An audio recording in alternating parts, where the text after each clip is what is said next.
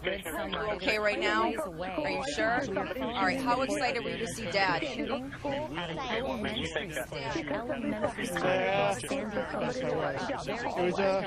shocking. I got the call at work this morning, and I can't believe a small town like this. Lieutenant Governor and I have been spoken to in an attempt that we might be prepared for something like this playing itself out in our state. I hope they and I hope the people of Newtown don't have a crash on their head later.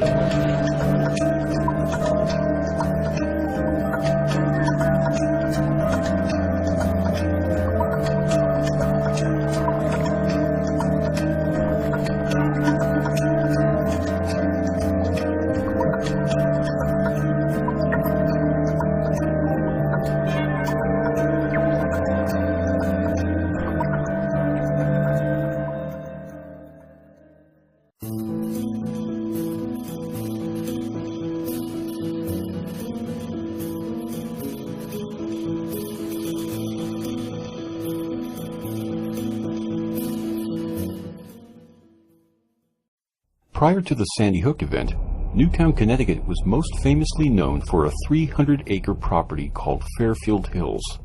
Operating from 1931 to 1995, the Fairfield Hills Hospital housed the area's mentally ill and criminally insane.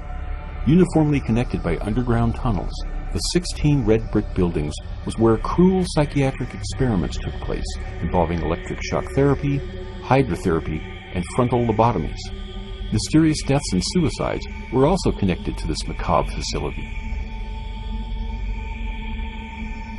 Because of its haunting history, the MTV series Fear used Fairfield Hills as its setting in one of its episodes. The movie Sleepers, starring Robert De Niro and Kevin Bacon, was also staged in Newtown. Passing through the fearsome tunnels underneath the hospital proved haunting for aspiring adventurers and thrill seekers. For well over 80 years, Fairfield Hills was Newtown's sole cryptic mystery. However, with the passing of the year 2012, the town of Sandy Hook, located within Newtown, infamously and perhaps forever replaced Fairfield Hills' enigmatic nature. Everyone loves a mystery, especially the unsolved variety. But some mysteries are so far-reaching as to impact thousands, even millions of people. It was on December 14th when the impossible happened. And looking back now, perhaps it was impossible indeed. We were told that a 20-year-old so-called autistic kid with no clear motive opened up on a classroom of elementary school children, allegedly killing 20 first graders, 6 adults, and himself. Only 2 women were reported to have survived their injuries, including Natalie Hammond and another woman whose identity was initially redacted. Prior to his shooting spree, Adam Lanza is said to have murdered his own mother, Nancy Lanza, in her bed. So the story goes. In the immediate aftermath, skeptics felt there was something terribly wrong with the official story and the way the media reported it, with the way the parents acted.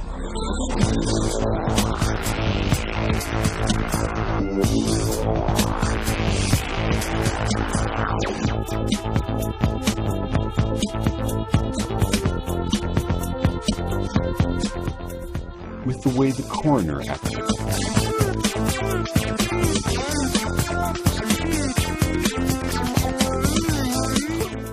With the way the neighbors acted. Nobody knows him, which is odd for this neighborhood. It's very odd because a lot of people in this neighborhood know each other. And with the way public officials act. A lack of physical and video evidence also enhanced the curiosity of the skeptics. A strong public reaction quickly followed the peculiar press conferences and interviews, resulting in a few YouTube videos receiving over 10 million views. As time went on, public reaction died down and the anomalous behavior was swept under the rug and forgotten. However, a few independent journalists and concerned citizens never forgot and stayed the course by deciding to investigate the event for themselves, to see truly once and for all if the event was in fact real or staged. Did the conspicuous acting of Robbie Parker, the stumbling and fumbling coroner, and the apparent walking around at the firehouse point to a sinister staged event for specific government and corporate agendas? Or were these perceivable red flags just a figment of the imagination? The following segments, dealing with a variety of anomalous aspects of the Sandy Hook events, the investigation, the official report, and the people involved, were contributed by independent journalists in the Sandy Hook research community. Each participant's segment is narrated in their own voice. However, they're identified only by their YouTube handle and appear in shadow. This is for two reasons. First, we stand firmly that the information we've provided is accurate and the few conclusions presented are reasonable. There are unknown thousands of people of like mind that could have presented the same information. Secondly, throughout the course of our investigation, there have been numerous attempts to derail our efforts. Most of these have been in the form of attacks on our person and have included direct threats. There is good reason to protect our identities. Ultimately, the viewer's focus should be on the information and not the presenter.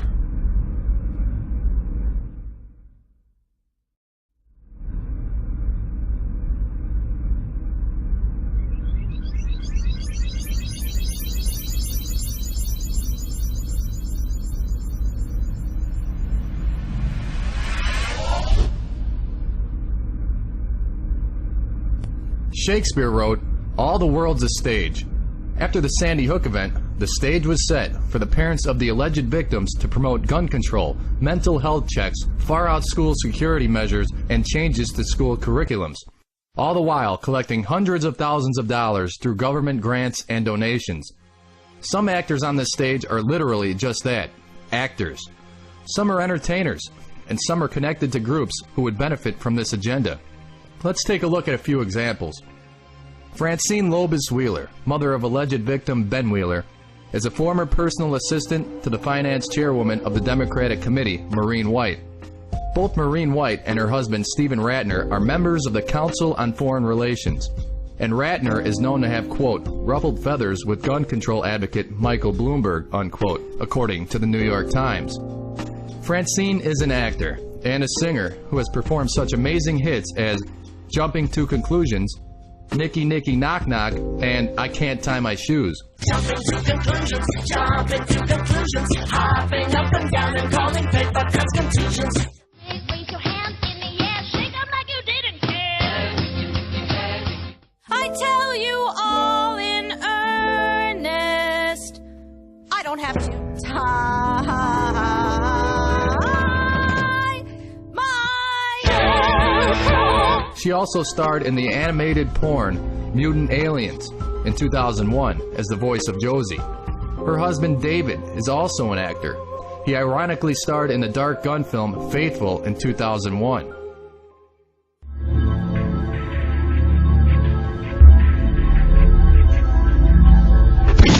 Both can be seen lobbying for gun control in various mainstream media interviews. In fact, Francine became the first person other than Obama or Vice President Biden to deliver the White House's weekly address. As you've probably noticed, I'm not the president. I'm just a citizen. And as a citizen, I'm here at the White House. Mark Barden, parent of alleged victim Daniel Barden, is a lifelong entertainer, composer, and musician. As shown on the WhiteHouse.gov website, Barden leads policy and outreach efforts for Sandy Hook Promise, an organization that is committed to affecting policy in the areas of mental health, gun access, enhanced school security, and the reduction of firearm magazines. Nicole Hockley, mother of Dylan, graduated from Trinity College where she majored in English and theater. She has publicly admitted regret of not continuing her acting and directing career. Perhaps with Sandy Hook, she got her shot. Jimmy Green, father of Anna Marquez Green, is an entertainer and musician. Both he and his wife, Nelba Marquez Green, are strong advocates for gun control. Scarlett Lewis, mother of Jesse Lewis, is pushing school curriculums with a new age type of cognitive training. In pursuit of this, she is joined by a former CIA agent, Christopher Cook, as well as Barack Obama's sister, Maya Switoro. She is seen practicing this technique in front of an oversized Newtown Choose Love banner.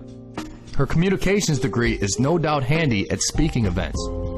She appears to revel in the reaction to her preposterous and frankly unbelievable stories of Jesse mystically signaling her from beyond the grave.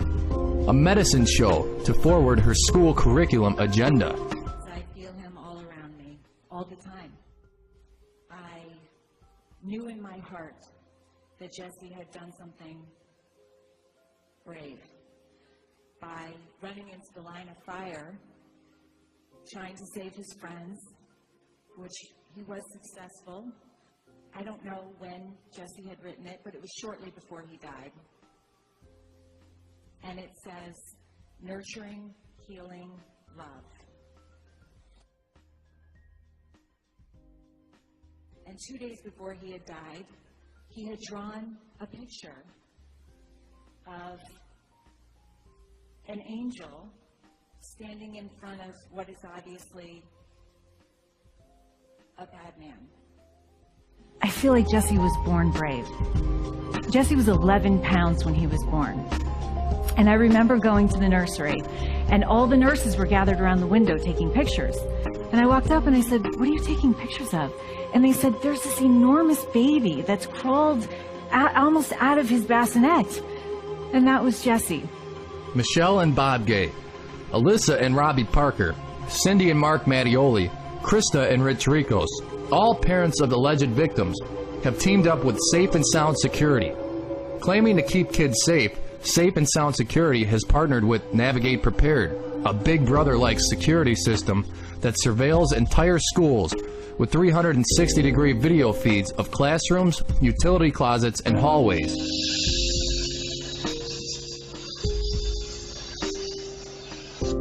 In addition to schools, Navigate also monitors government buildings, such as the town hall and library in Michelle Gay's hometown in Massachusetts.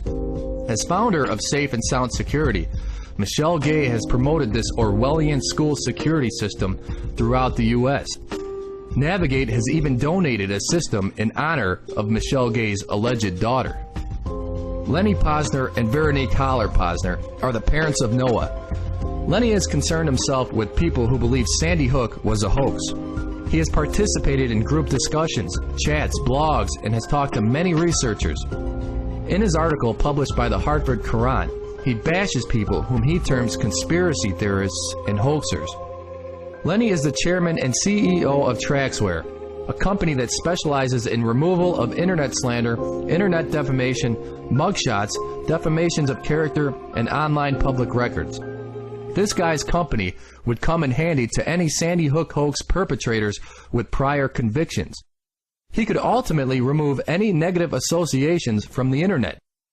Could he be hanging around online bloggers and researchers for the purpose of protecting the Sandy Hook parents? His wife Veronique Holler's angle is best described by Tyranny News Network. You may remember Veronique Posner, or Veronique Holler Posner. Her detailed memorial for Noah Posner, the son she claims to have lost, was featured by CNN's Anderson Cooper. Take some time to learn more about Veronique Holler, and you'll find she's a legal counselor for the government of Switzerland. You can reach her directly at Switzerland's embassy in Washington. How can we be certain this is the same Veronique Holler Posner?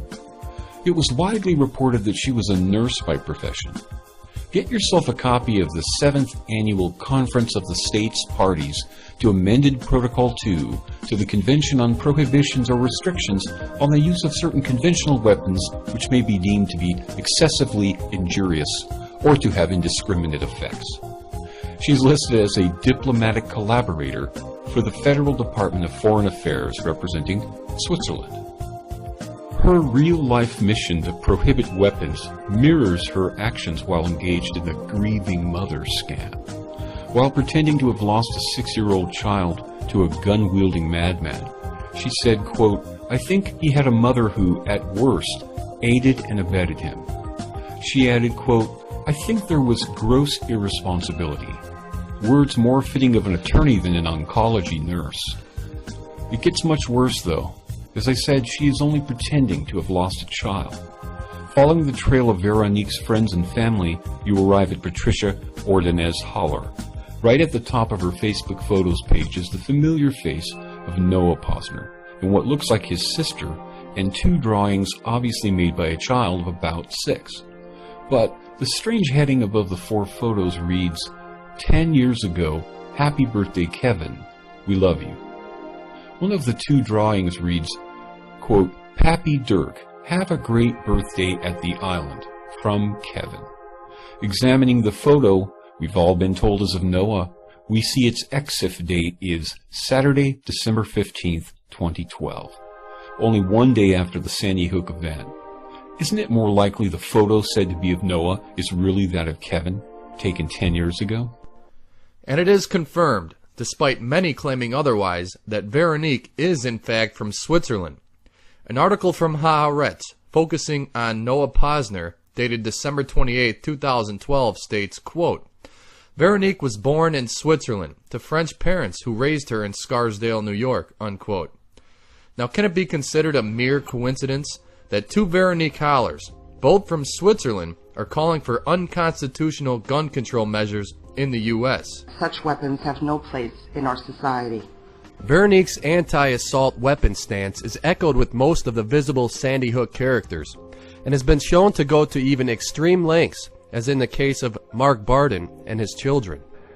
My daughter Natalie was interested in asking him if he could pass some kind of legislation so that the only people that had guns were military personnel and law enforcement.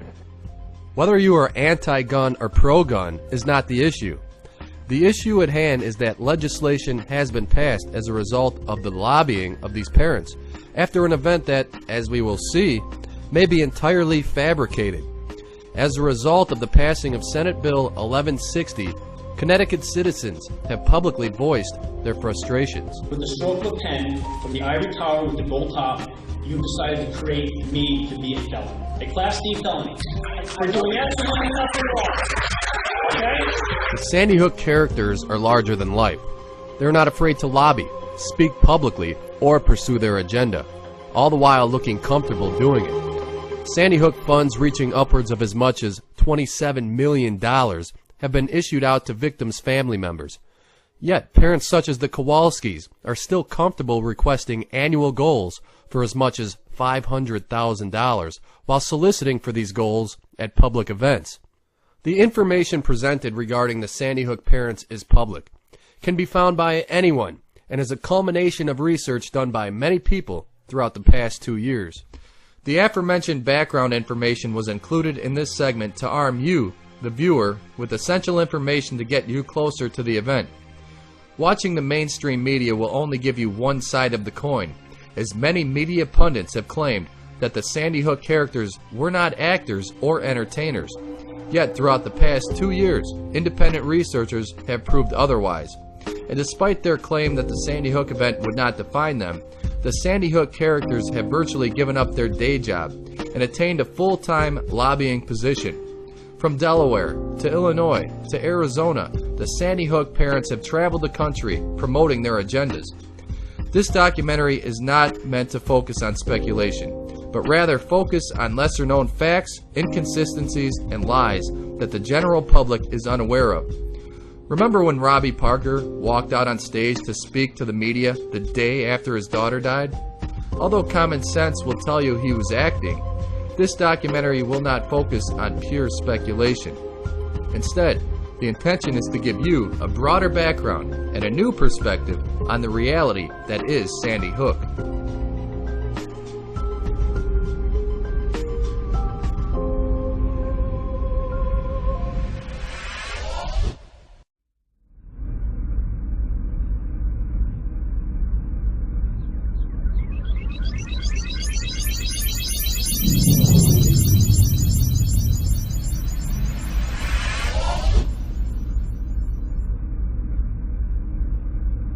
Hey, this is Sherry. I just have to mention this. Here's the official police report as things happened. And a trooper video of over 4 hours doesn't show any children evacuating the school. Well, I found the timeline of when they did evacuate the school of all the kids.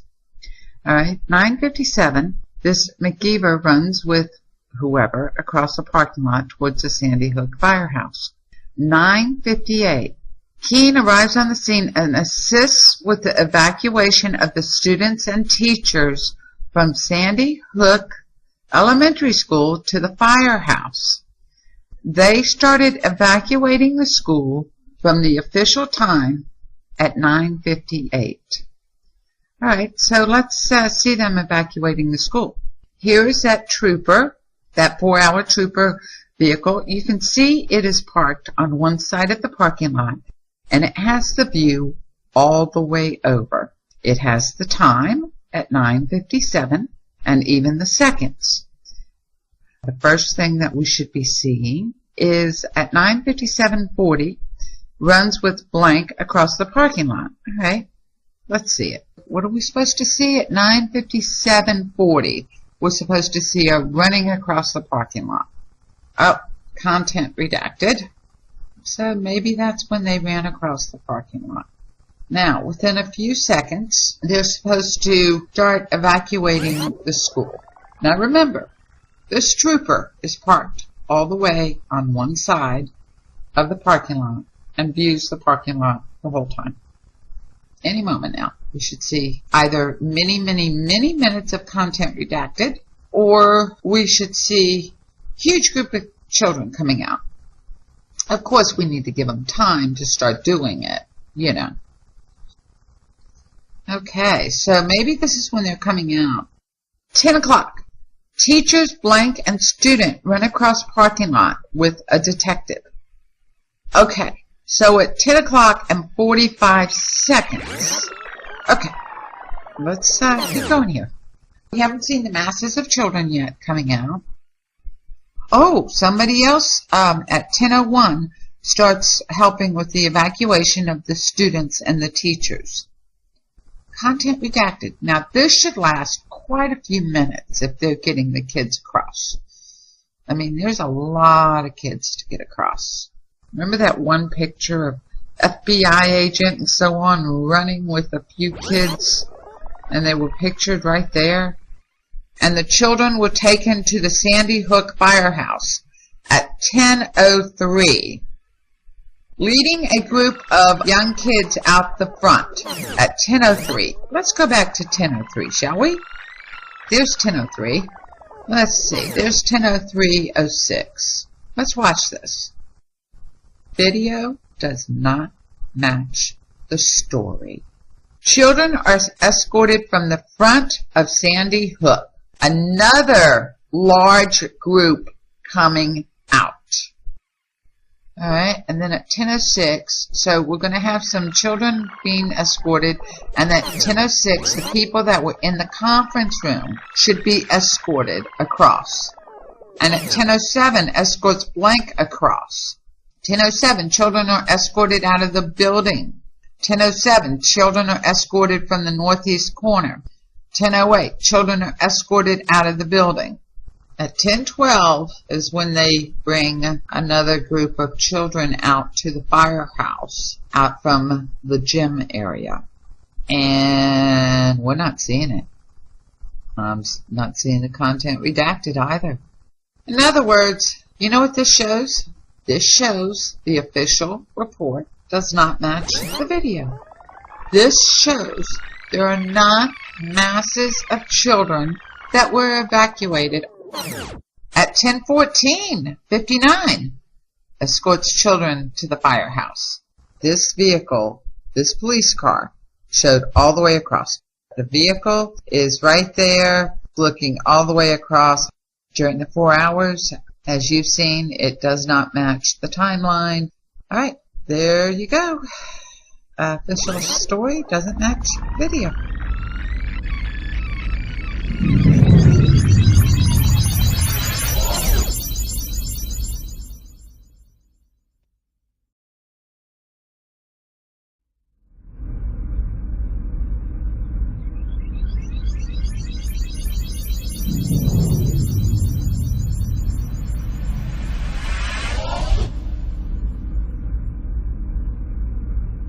My nickname is Swansong, and I am the editor of InsaneMedia.net, and this is the Don Hochsprung File.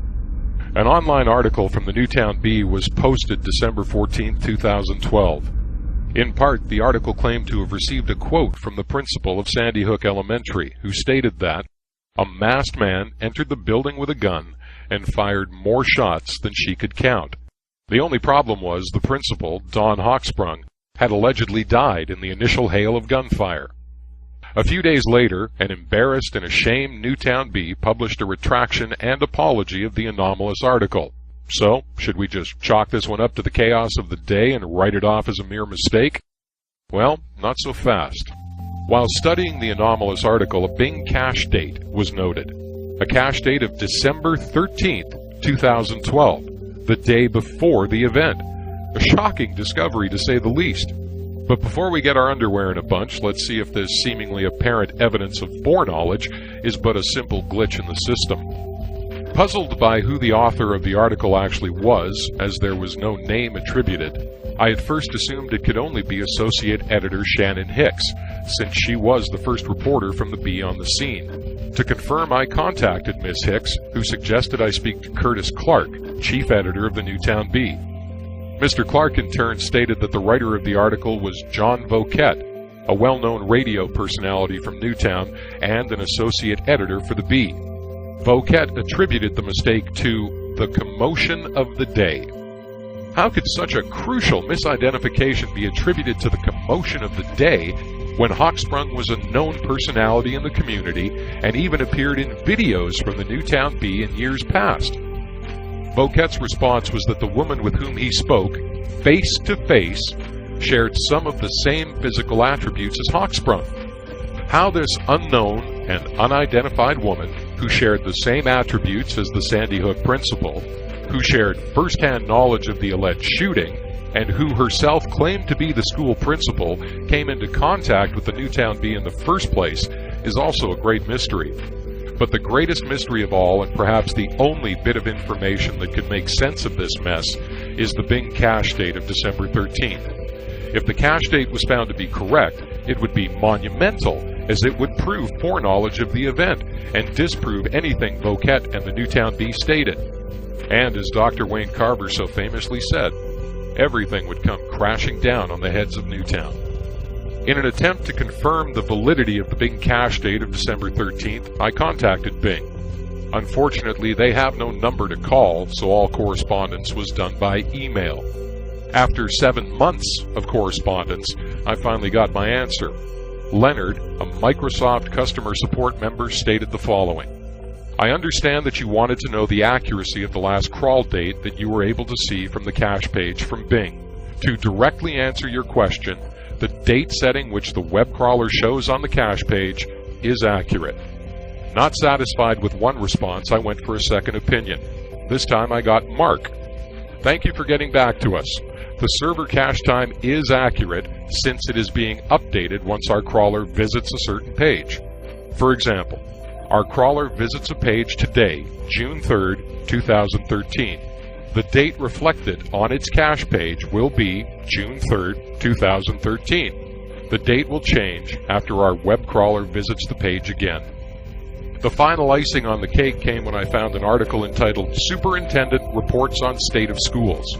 This article from the Newtown Bee focused on an event that occurred on December 10th, and it was also cached on December 13th, clearly making this cache date accurate. And if that cache date is accurate, then, as they say, that's where the rubber hits the road. Considering these cache dates are correct, which they most certainly are, this is Microsoft we're talking about after all, this brings up many questions. Was Don Hochsprung not supposed to die, but somehow did, in perhaps a drill gone wrong? Or was this an entirely fabricated event, a drill in which nobody died, and Don Hochsprung is somewhere alive and well? Her daughter, Erica Lafferty, after all, is comfortable making light of her mother's death as she poses with a CIA sweatshirt. I forwarded my original article to Lafferty.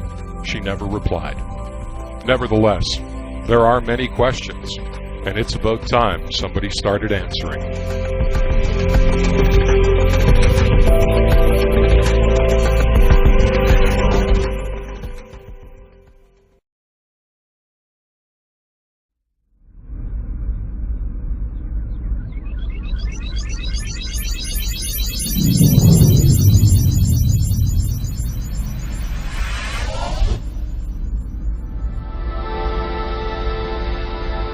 Hello, my name is Peter. I'm an independent journalist, and because of that, you've probably never heard of me. But if you have come across any of my work, it's likely you found it on my YouTube channel, Tyranny News Network. Before I created that channel, I had a blog at tyrannynews.com, where I began to publish articles on various social, socioeconomic, and political issues. It speaks to the success of YouTube that my blog fell far short of receiving the attention that my YouTube channel has. And attention, in the form of subscribers to my channel or through whatever means, has always been my goal. Attention to what, you might ask? Which I don't find offensive in the least. It demonstrates that you're thinking critically about what I'm presenting and what my motivations are. Regardless of how corny it sounds, my purpose has been to help others discover history and learn about our present society with enough raw data to form their own perspectives. The major media outlets don't provide us with unvarnished, meaningful news, and the result is a nation of people with very limited understanding of events taking place in their world. What little they do know is a combination of fallacies and trivial points that aren't sufficient to form a useful worldview. I've been fortunate to have stumbled onto researching deep politics. So, as I see it, Sandy Hook is an issue important enough that every American should have a detailed account of the event available to them. And I mean full disclosure. That's why I'm participating in this project.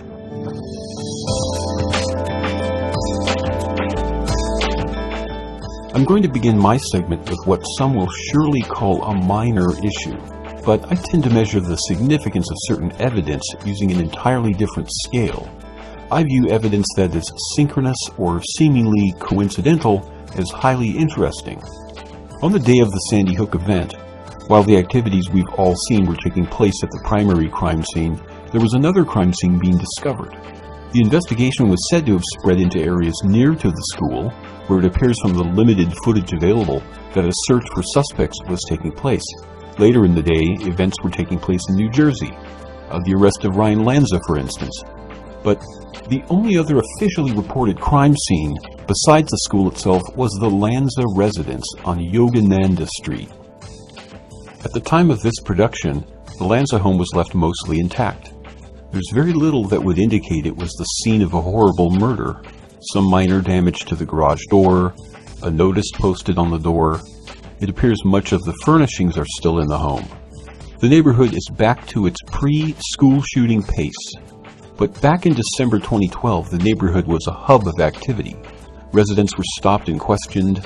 Yogananda Street, on which the Lanzas are said to have lived, had been blocked by squad cars and police tape.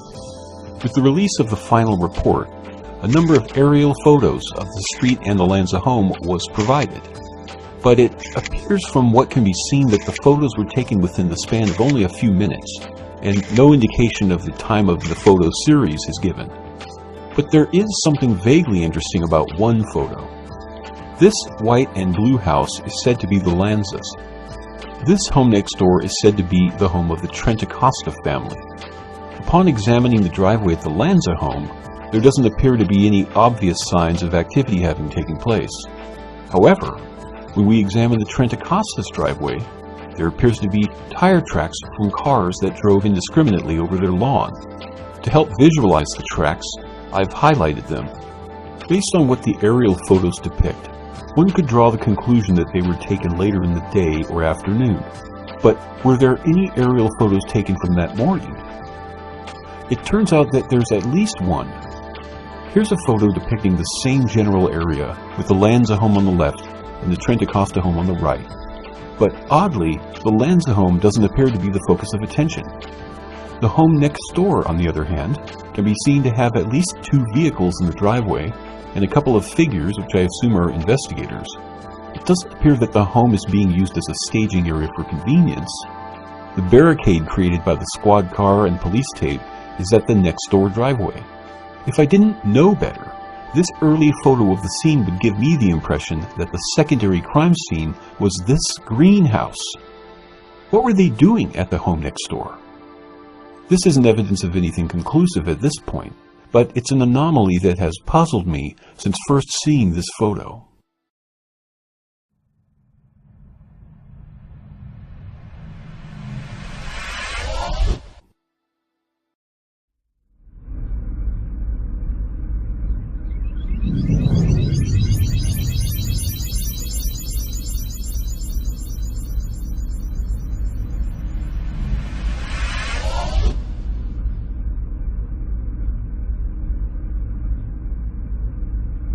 Hi, I'm known on YouTube as Odin Rock. On December 14th, 2012, I was driving my daughter home from daycare when a news bulletin about a school shooting in Connecticut came on the radio. As soon as we got home, I made sure my daughter was occupied and then turned on the TV news. I was expecting to see a scene of chaos, of weeping enraged parents, gnashing of teeth, pulling of hair. What I saw instead was first responders lounging around smiling, parents nonchalantly walking calm children to their cars. Over the next few days, the scene only became more bizarre, with conflicting accounts and victims' families seemingly ecstatic and hungry for attention. There were many troubling and suspiciously anomalous characteristics to the event, but what really solidified my gut feeling that something was obscenely wrong with the situation was the blatant cover-up and official concealment of evidence, to the point we are left to ask if there is any evidence this event took place whatsoever. We can postulate this cover-up began more than a year before the event, when raised Bill 1054, an act concerning the disclosure of pediatric autopsy reports, was introduced in the Connecticut legislature. Initially opposed by Chief Medical Examiner Wayne Carver as redundant, he later inexplicably did an about-face and supported the bill, which would end up being passed in October 2011, effectively concealing all pediatric autopsy reports from public examination. Why do this? Was this ever a problem? Fast forward to the weekend of the event. Debbie Aurelia, Newtown town clerk, effectively breaks the law by refusing requests from the Associated Press, the New York Post, the Hartford Courant, and other media for copies of the death certificates of the victims. Miss Aurelia, the subject of 2 ethics hearings in 2010, and the future wife of Sandy Hook Fire Chief Bill Halstead, soon went so far as to craft legislation with state representatives Belinsky, Hovey, and McKinney to restrict all death records and marriage records for perpetuity across the state of Connecticut. What else are we talking about? Are we still talking about death certificates, which have been available for hundreds of years? I believe the bill covers 4 key elements. Crime scene photos are our top priority for us, without a doubt, and that is for the adults as well as the children. The 911 tapes, because hearing can be just as bad as seeing. There is also questions over the death certificates, which have some private information on them, and also statements, which we would like to be redacted. FOIA reps and professional genealogists were vehemently opposed, along with the press, and editorials were run against it in papers as nationally prominent as the New York Times.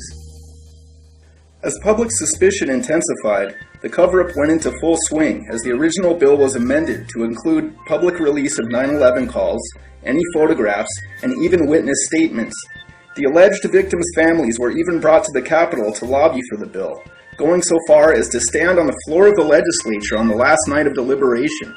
They continually stressed the non-release of photos of dead children, even though no request had been made, and the release of such photos had been unheard of. Supporters went so far as to bring race into the debate by enlisting the Black and Puerto Rican caucus to push for the bill to cover all homicides in Connecticut, thereby making all homicide records inaccessible to FOIA requests. Parents also continually brought up in press conferences that they feared the use of such material by conspiracy theorists and internet bloggers. The bill, which had been drafted in secret behind closed doors and without the usual opportunity for public comment, passed at 2 a.m. on the last night of legislature before adjournment. It left the release of 911 calls up for debate, but the release of all other records for all homicides in Connecticut would be left up to the discretion of the families. The bill passed unanimously with only 2 no votes and was signed by Governor Malloy on June 5, 2013. Outrage over the bill from the Freedom of Information advocates led to the formation of the Victims' Privacy and Public's Right to Know Task Force. The 17-member task force was weighed heavily in favor of privacy, with only 2 representatives on the side of the freedom of information, and they were repeatedly berated at almost every meeting for their perceived insensitivity to the victims' families. Over 6 months, the panel heard from members of the press, law enforcement, and the victims' families who repeatedly claimed their rights were being violated by those seeking evidence of a crime there was still no substantial proof of even having occurred. The law also created a 17-member task force to study and make recommendations to the Assembly on what should and should not be released about crimes. Among those selected to serve on the task force is Officer Jillian Knox of the New Haven Police Department's Victim Services Unit. In my city, the victims that I interact with on a daily basis, they feel as though everything needs to be private. The legislature and the governor were prompted to act because of Sandy Hook, but it became clear that some believed that was unfair to all of the state's other crime victims. Families have a very real interest in not being publicized on the radio and television. I think there's a balance of that the public has a right to know certain things, and I think that's something that this committee needs to focus on. There are other lawyers, victim advocates, media representatives, and state lawmakers on this panel that must make recommendations on where the lines should be drawn, including Representative Deborah Hovey, who represents Sandy Hook and who has expressed strong opinions about the media. Initially, especially those first 4 or so months, I just felt that the media was over the top. At the meeting to review the final report of the panel, the 2 Freedom of Information representatives were surprised to learn that a 5-year prison term Class D felony provision for the public release of information pertaining to any homicide had been inserted as a recommendation in the report. The report was approved with 15 members' support, the 2 Freedom of Information members abstaining with strong objections. The report resulted in the drafting of Senate Bill 388, which proposed the non-release of any information that would constitute, quote, an unwarranted invasion of personal privacy, applicable to any person, not just the families of crime victims. All victims and witnesses' names would also remain private. Access to basic information, including the names of witnesses, is essential to reversing wrongful convictions. This bill would make those efforts impossible in the state of Connecticut. The language in this section undermines transparency and accountability in our criminal justice system on a massive scale. It's Orwellian, is what I think it is. Well, my solution is just keep things the way they are. You want to leave 13311? I want to keep public records public, because it's not just murder, it's not just homicides that is issued, it's all public records.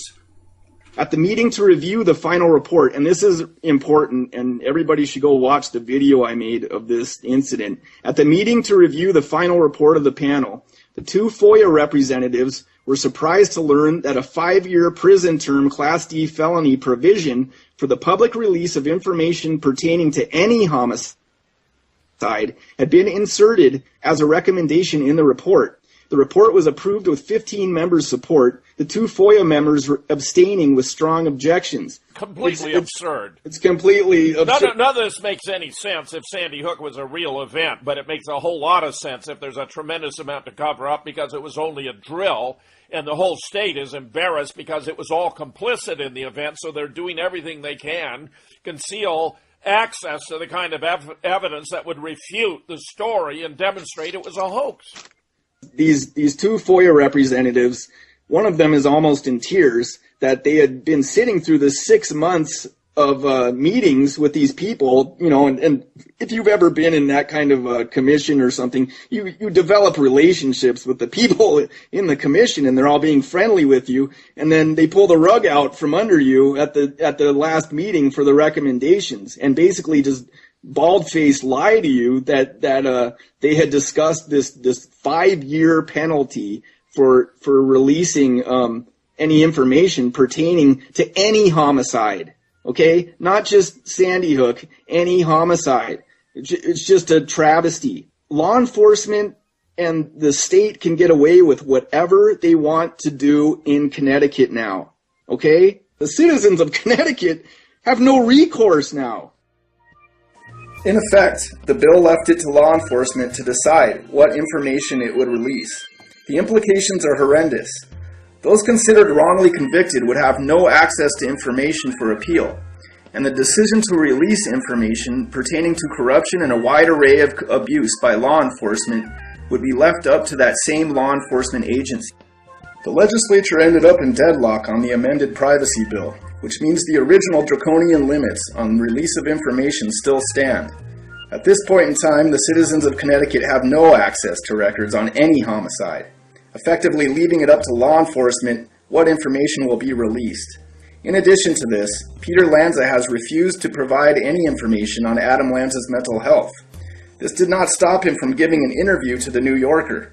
When child rights organization Able Child petitioned to have the information released on what medications Lanza was on, they were told by the Deputy Attorney General it would not be released because it may stop the mentally ill from taking their medication. Add to this the massively redacted official report. The reluctance to release information every step of the way can only be seen as a blatant cover-up. Why not release Lanza's medical records? For that matter, why not release any evidence at all of Lanza's presence in the school that day? It may surprise the general public that there has been no evidence presented of a causal nexus between Lanza and the alleged crime. Surely the release of this information would end most of the speculation by concerned members of the public who have been deemed hoaxers, by those who should have nothing to hide. Aren't the alleged parents of these children interested in this information? Would it not help us to prevent an event like this in the future if we knew Lanza's mental state leading up to that day?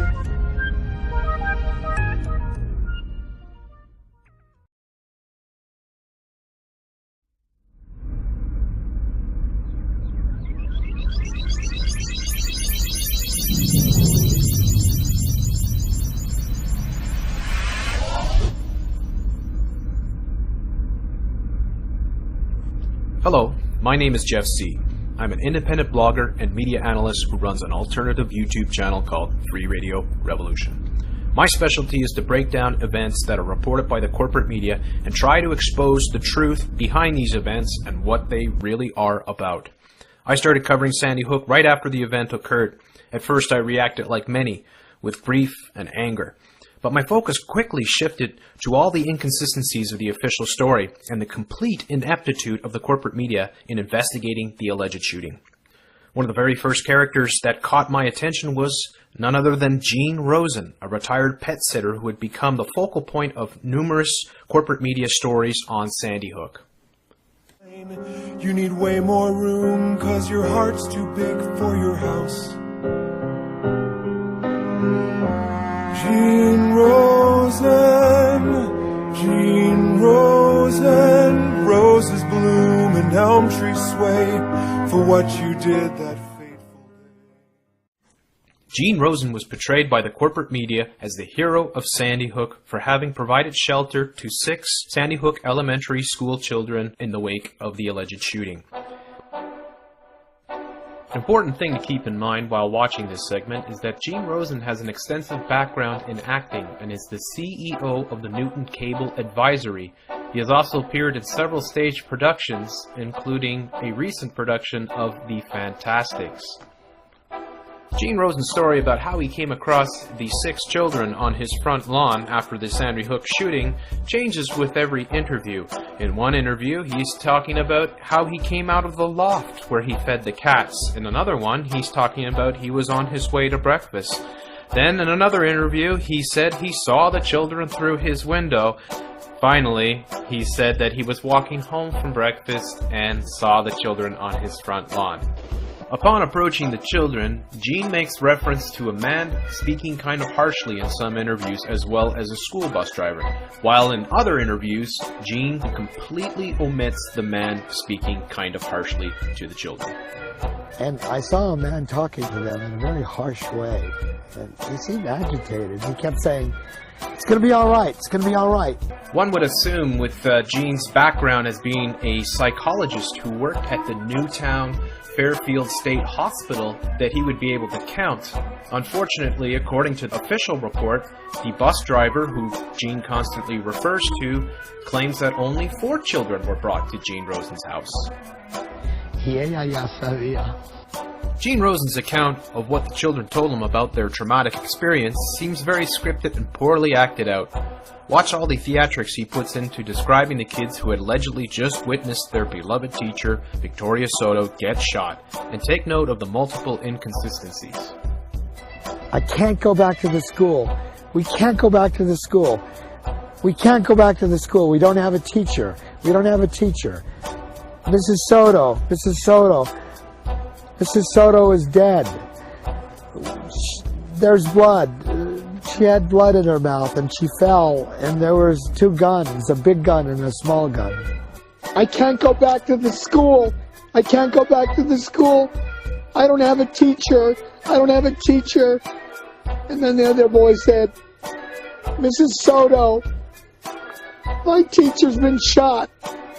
I could not fathom this. I could not imagine what they were talking about. I could not fathom in my mind what had happened. Equally puzzling is what Gene did with the children that came to his house. Either the parents came and picked them up, or some of them went to the firehouse, or all of them went to the firehouse. Either way, Gene goes out of his way to illustrate the joy that the parents had when they came to the house. Explain to me what that moment was like.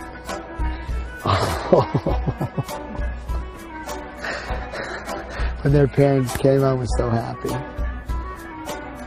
Their parents is what they needed, and their parents came to the house. My arms were not long enough. Once again, Gene Rosen's testimony completely conflicts with that of the school bus driver in the official report. Whereas Gene Rosen said that all the parents came to his home to pick up the kids, or all the kids went to the firehouse, the school bus driver says in the official report that 3 of the 4 kids were picked up by their parents at Gene Rosen's house, while the 4th child was taken by both of them to the firehouse.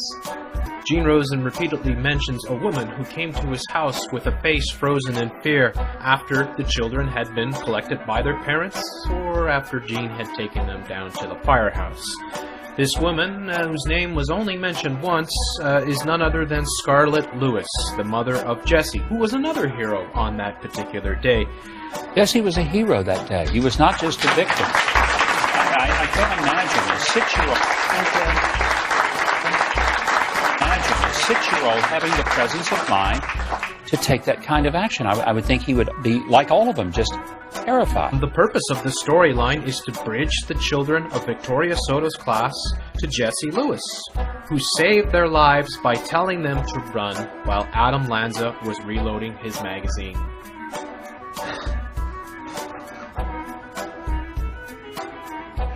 This was the worst thing that happened. This beautiful woman came to my door. She was so pretty, but her face was frozen. It was frozen in fear. It looked... And so, trusty Gene Rosen, the former psychologist and theater actor, has his entire story debunked neatly by the helicopter footage that was filmed on the morning of the shooting at 10:30 a.m. One can clearly see Mr. Rosen bumbling around, perhaps even reciting his lines. There's even a brief interview which he gives which proves that he was there, which of course means that he couldn't have been at his home with the children, nor could he have been there to receive Scarlett Lewis. I want to hold them. I want to be with them. I want to tell them that there is light after the darkness. We have already established that Gene Rosen has an acting background. So would it surprise you if we have confirmed evidence that Rosen was indeed acting throughout all of his interviews? Let's take a look at one video in particular. It's a Gene Rosen video that is not from a news outlet, but was uploaded to the internet nonetheless. In this video, Gene is caught rehearsing his lines. Let's check it out. School bus driver picked them up. I think she had just let off some kids or was in the area.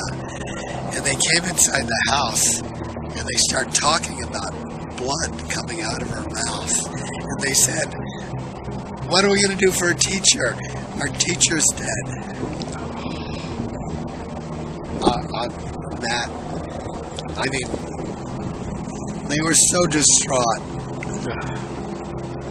As you've seen from the video, it was the cameraman who corrected Gene. How could a cameraman correct the person talking unless the entire thing was scripted?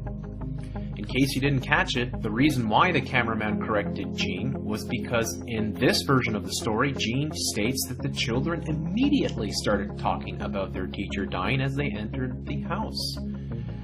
It was at this point when the cameraman whispers, "No," and Gene waves his arms up in the air and states, Matt, I mean."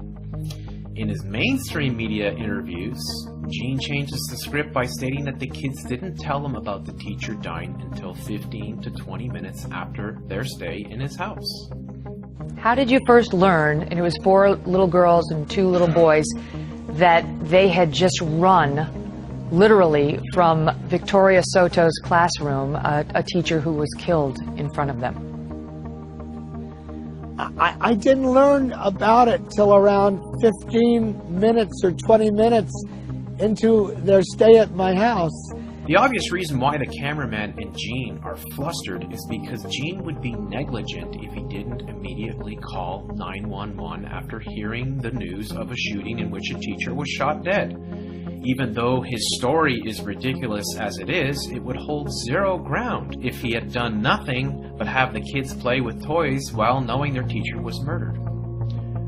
Who is this Matt guy anyway? Was it him who uploaded the video to the internet? And why did he do it?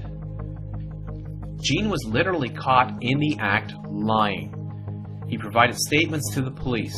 If he is caught deliberately providing false statements, he could be charged with criminal acts for filing false reports and obstruction of justice, just to name a few.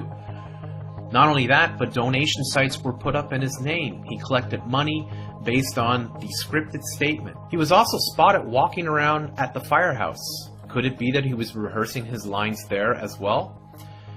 Is there anyone out there that believes the school bus driver picked up a random assortment of kids after school was in session and then bypasses the firehouse and proceeds to drop them off on a stranger's lawn? Then go inside to drink juice and play with toys instead of calling the police?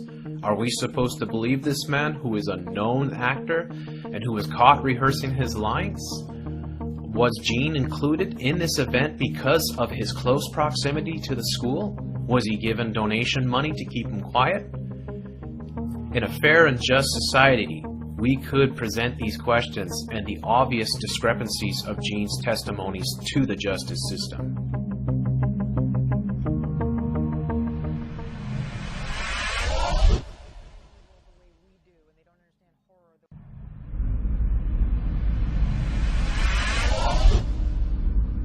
As problematic and concerning as it may be, there is evidence of foreknowledge of the purported shooting that took place in Sandy Hook.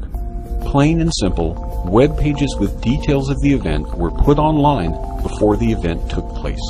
And the websites where these pages appeared were the official websites of well-known organizations. This evidence of foreknowledge has been met with some of the most belligerent arguments that claim this is untrue. The most common argument being that we simply lack the knowledge required to analyze the data. Data in these cases refers to the cache of a web page kept by search engines like Bing and Google. So before I get to the evidence of foreknowledge itself, let's identify a few terms and definitions that will help you gain a better understanding of a topic you may or may not be that familiar with. Google is a company that provides many services, but for our purposes we're going to focus just on their web search service.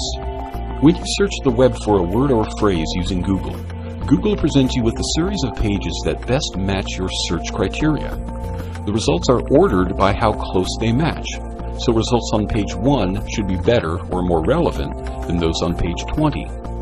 What is Google providing links to? What are these results? Most results linked to by Google are simply web pages, although some of the results will be PDF, Microsoft Word, or other documents. Google's proprietary technology determines when and where those results show up. Since the vast majority of results and the evidence in this case are web pages, we'll limit our discussion to those. Google uses a very complicated and private method of choosing which results to display and the order in which to display them. The system is ever-changing and increasingly more sophisticated to abate abuse of the system. Google has detected and prevented the most clever of tricks over the years. Why would anyone want to manipulate Google's system? Imagine if you were a company that sold widgets online and had 20 web pages that advertised your widget. Imagine if, through some gaming of the Google system, every search at Google always produced links to your 20 pages before any other pages. Whether the search was Angelina Jolie or quantum mechanics, your pages came up. Although this is an extreme example, you can see how this might be desirable. How do web pages get into the results shown by Google? Before a web page can be presented as a search result, Google must first become aware of the page and index it. Then, all the various features of the page and its content can be analyzed so it can be included in search results when appropriate. This function is performed by Googlebot. Beginning with the pages it already has in its index and adding new page maps of links provided by site owners, Googlebot scours these pages for any changes and links to any new pages. Once complete, Google's index is updated accordingly. This process is ongoing, involving many bots and many billions of pages. With that background under our belt, let's examine how to determine the date that a page was last indexed by Google and what that page contained at that time. When Google visits a web page for the first time, determined by a proprietary criteria, Google may capture and store a copy of that page. You can access the cached version of a web page by clicking the link labeled Cached, shown with most search listings. Each cached page is assigned an ID and the date it was last cached. Pages that are more popular will be cached more often. Each time a page is cached, the date is updated, and if the page is changed, the new content will overwrite the old. What constitutes a page is ultimately determined by the URL address of the page. So, if a page exists that is identical in every way to another, except the URL is slightly different, Google will index it as a separate and unique page. If the URL of a page is changed in any way, then Google will consider it a new page, even if the content of a page remains the same. A change to the URL will cause Google to index it as a new page. At around the same time, it will remove its former reference to a page. Some pages may be indexed and usually cached as well by Google once, but never qualify to be indexed or cached again, based on a number of factors.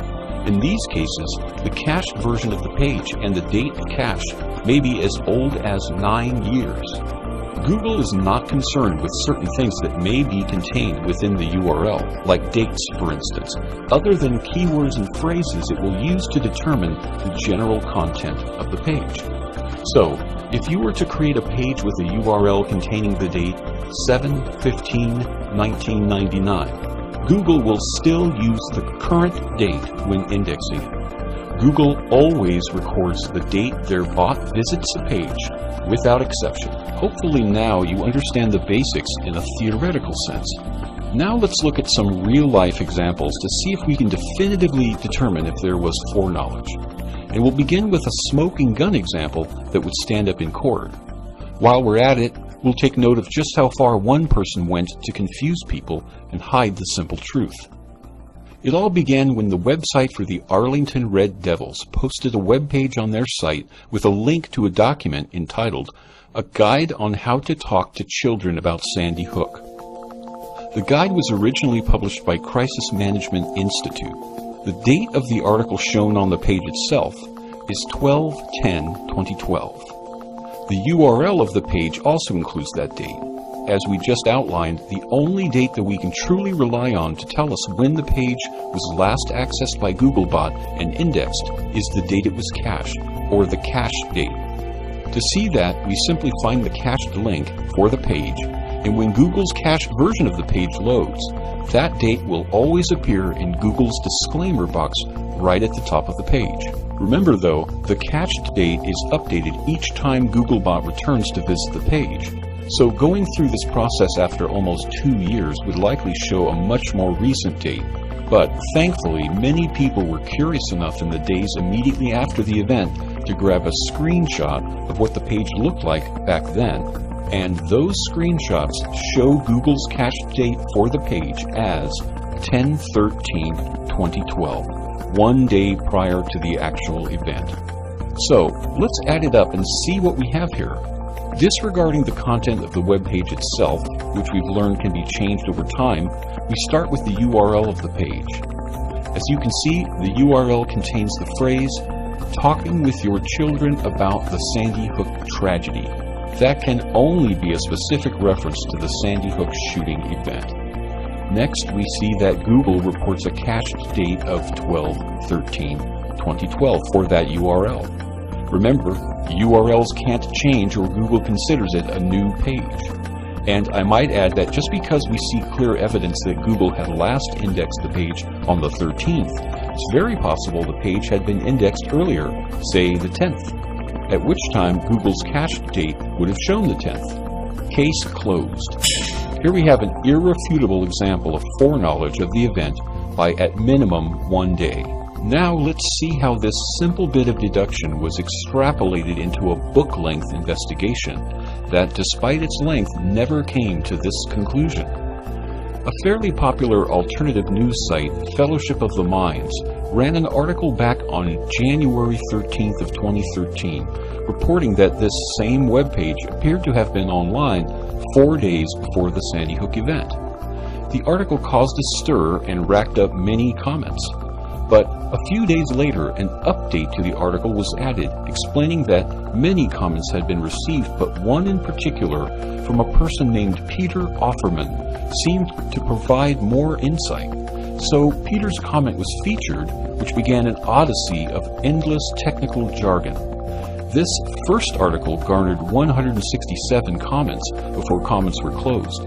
Many of those comments were chapter-length diatribes by Mr. Offerman that danced around the technical details of everything from blogging systems to web servers, each promising to provide the conclusive evidence in the next issue. This went on for a further 3 articles and nearly 200 further comments. It was clear to me when I posted a comment to the first article that Mr. Offerman was clearly attempting to confuse the issue and doing a very good job of it. The owner of the site, who happens to have penned the 4 articles, was likely dazzled by the display and unfortunately taken for a ride. But the evidence was clear. Everyone's familiar with the United Way, and it's not surprising that they established a fund to solicit donations for those impacted by the Sandy Hook event. But it appears they too jumped the gun on the event and published their webpage advertising the fund well in advance of the event. In the case of the United Way, a page was noted in the Google search results entitled Sandy Hook School Support Fund and was published to their website for the Western Connecticut region. Unfortunately, I couldn't locate a screenshot taken early enough showing Google's cache date for the page. However, we do see Google's document date of the page shown as December 11, 2012. This isn't definitive since Google may derive that date from the page content, which is subject to change. In some instances, the date is grabbed from the page where the date is actually connected to another article simply linked to on the page. When I examined a copy of the page, I found no dates whatsoever. In those cases, Google claims to revert to the cache date. But since the document date of 12/11/2012 isn't definitive proof of foreknowledge, we need to dig deeper. The website insanemedia.net has done extensive research into this topic and provides us with some important clues. First, they report that the United Way has responded to allegations of foreknowledge and flatly rejected them. But this is where it gets interesting. Subsequent to that, a public relations firm contracted by the United Way forwarded an email to the Daily Caller from an engineer at Google reading as follows. This is a technical glitch on our end. The date Google's search engine first saw the page was 12/14/2012 at 6:58 p.m. We're looking into a fix, but it may take some weeks. Being somewhat of an expert in these matters, I can say that this explanation is utterly ridiculous. In fact, I find it very difficult to believe that a Google engineer would make such a claim. But given that this is presented as the official explanation from the United Way's perspective, let's see if there's any other evidence that would support that. As shown right on the page in question, the United Way Fund was actually established by the Newtown Savings Bank. Not surprisingly, the president and CEO of the Newtown Savings Bank is John Trentacosta, the very same Trentacosta that owned the home next door to the Lanzas and where all the activity was taking place on the morning of the event. Mr. Trentacosta is a bigger fish than some might think, as he's a member of an important council at the Federal Reserve Bank of New York. Mr. Trentacosta is quoted as saying, "The fund came together as a response to countless requests, presumably to counter any criticism that the fund was simply a fraudulent scheme. But that's just speculation. However, the statement does present a problem. We know from the Google engineer's statement that the web page soliciting donations for the fund was indexed by Google on 12/14/2012 at 6:58 p.m., the very evening of the event. How much earlier than that time was the page first put online is unknown. But in any case, one has to wonder how it was possible in such a short time to first receive those countless requests, come up with the concept for the fund, meet to plan the whole thing, establish the bank account to collect those donations, coordinate with the United Way, determine the slogans and taglines for the campaign, create the artwork and the web pages themselves, and finally to get all of that up and running online. If it were possible at all, it would be a world record. I don't know how many people have donated, but the total taken in is in the millions. I find the explanations given to account for how quickly this fund was put together to be dubious. In the end, it may be this potentially fraudulent fund and the legal pursuit to reclaim those donations made by innocent people who were simply duped that becomes the first domino to fall in the greater fall of the Sandy Hook hoax.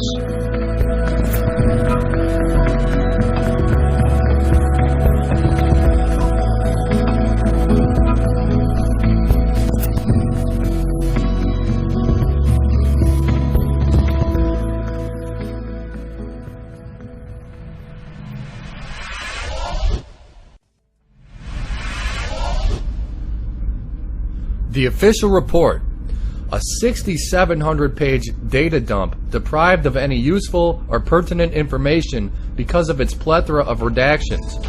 Well, that's how most people have described the official report as released by the Connecticut State Police. This report could have put to rest all of the skepticism from people who believe Sandy Hook was indeed a manufactured event. Instead, because of its many inconsistencies and contradictions found inside, even more questions have been raised. The excuse of a rush report cannot be used in this case because it took almost a whole year to release it. Due to their lack of urgency, Lieutenant Paul Vance and State's Attorney Stephen Sedensky came under heavy fire for their lengthy delay. When asked about when he planned on releasing the report to the public, Lieutenant Paul Vance merely replied, quote, "Nobody ever said that we had to have it done by a certain time," unquote. The egotism of Vance and the withholding of information seems to be a recurring theme. After all, he did in fact call himself the Master.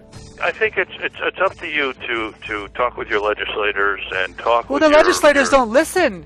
They don't listen. There's nothing I can do about it, man. Yes, there is, because you can refuse to follow unlawful orders. Okay.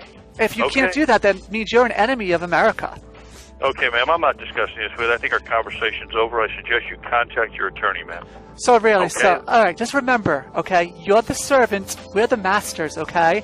And if you come to my home... Ma'am. I'm the master. You're Really? absolutely right. You're the Thank master? you very much for your No, you're the servant. conversation, You're ma'am. the servant. We're the masters. Yeah. Thank you come very to my much for your home. conversation, ma'am. Okay.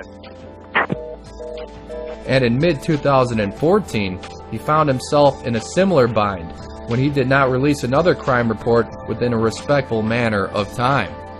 Was there anything unusual about the state police handling of this because of who was involved?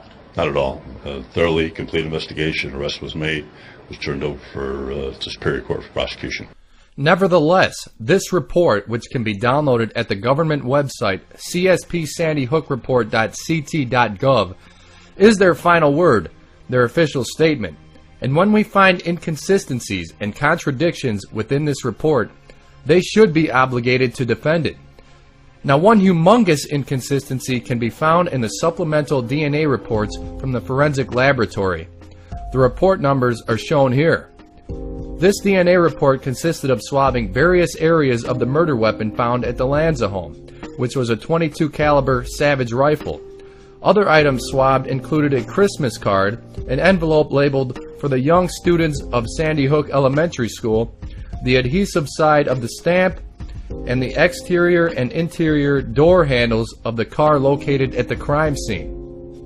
These items were then compared to the, quote, "known blood of Nancy Lanza," unquote, and a liver swab from a person allegedly said to be Adam Lanza. The results from this report are shocking, to say the least. based on the conclusions given by the forensic science examiner and analyst Eric Carita, both Nancy and Adam Lanza are eliminated as contributors to the DNA found on the following items.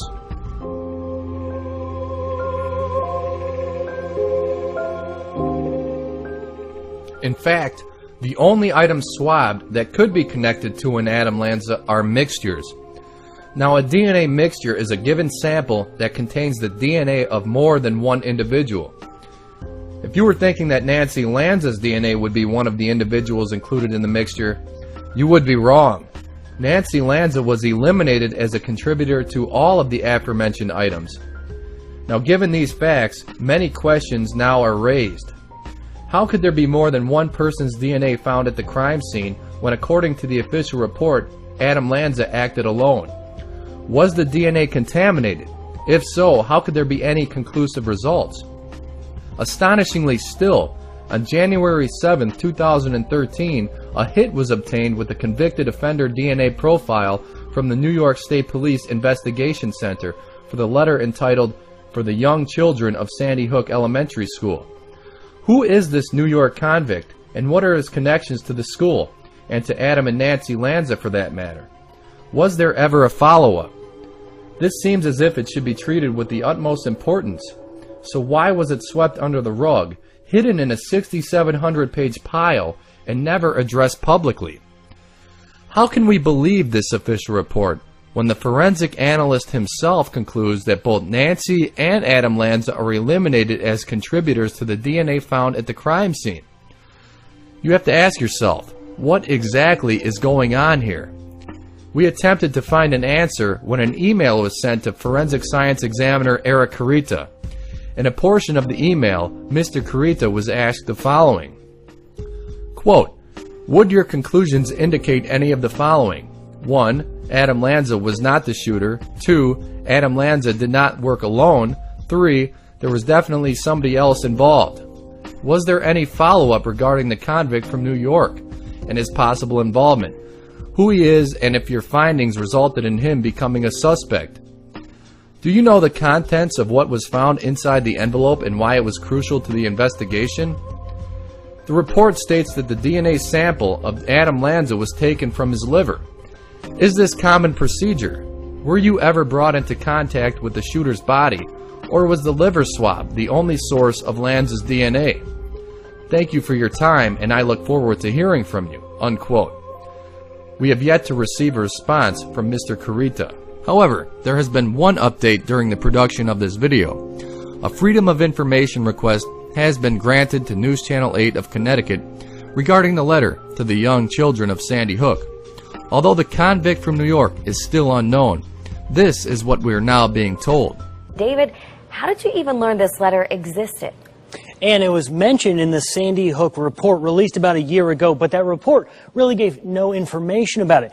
Tonight, we have a photocopy of that letter, and it's addressed to the students of Sandy Hook, sent days after the shooting.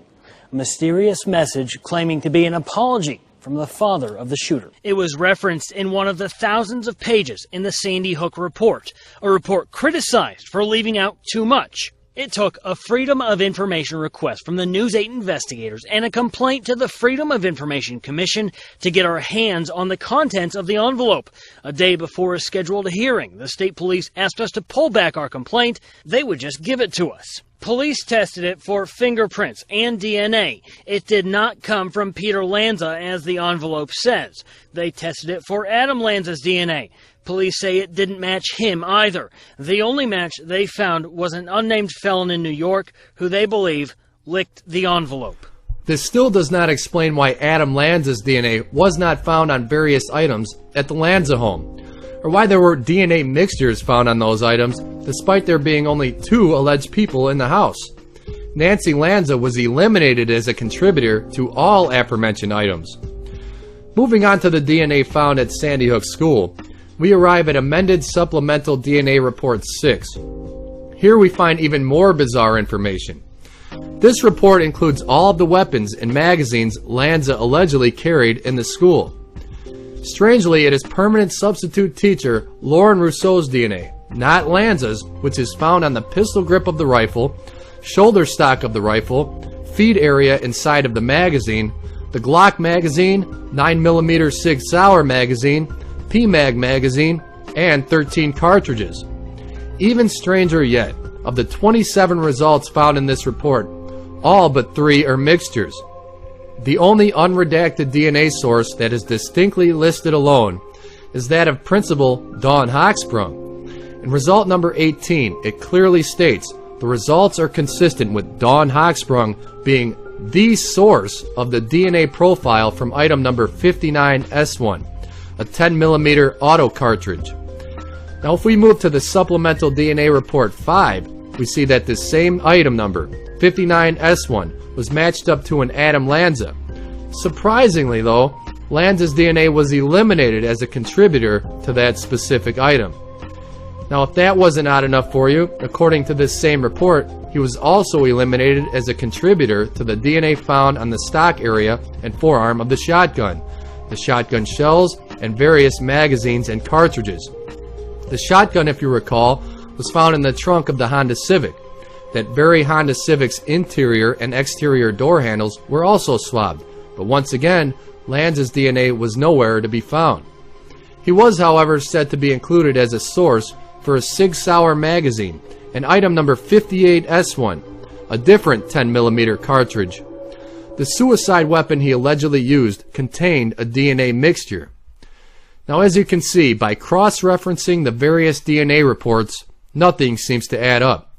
Adam Lanza's name, for example, appears in most DNA reports, but disappears from report 6. Why would he be redacted? And why do we find Lauren Rousseau's DNA on so many items? As one blogger states, it is understandable that body fluids of victims could come into contact with the weapons carried by the murderer. It stretches credibility when that same DNA is found on bullets inside of loaded magazines. Was the supplemental DNA report deliberately designed to confuse and beguile the public in an effort to cover up the truth? If not, what are we supposed to make of these anomalous findings? The forensic science examiner is silent, so we can't expect to find an answer there. We could ask the lead Sandy Hook investigator from the Western District Crime Squad, but he, William Podgorski, age 49, died suddenly of an undisclosed illness.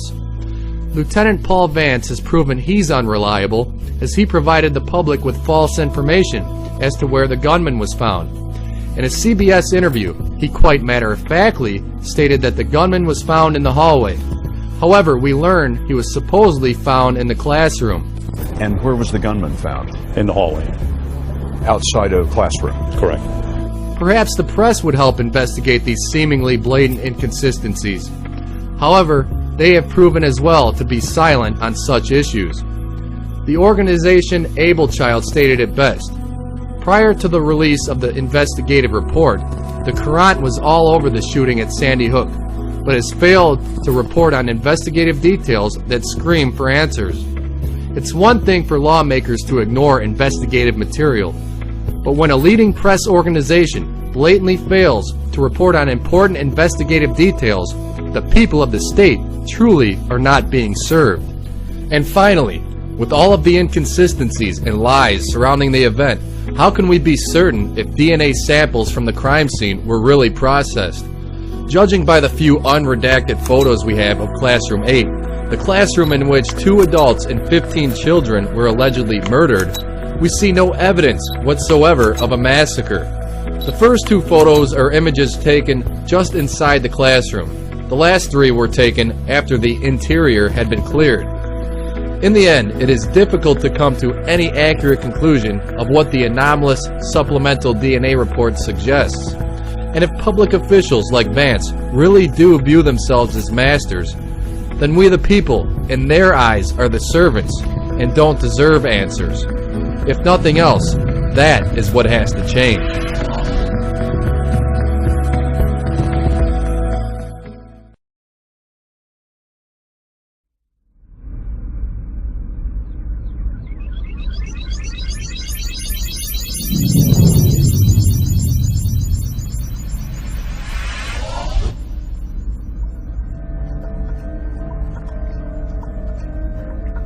The now famous images of the students being led away from the Sandy Hook school by educators and law enforcement personnel were captured by Shannon Hicks. Her photos of the student evacuation were some of the first images shared with the broadcast media and became front-page news on papers around the world.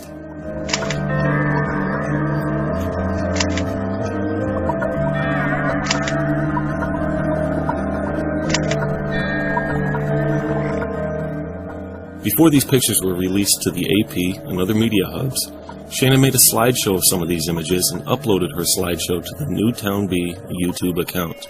This video went live on December 14th, 2012.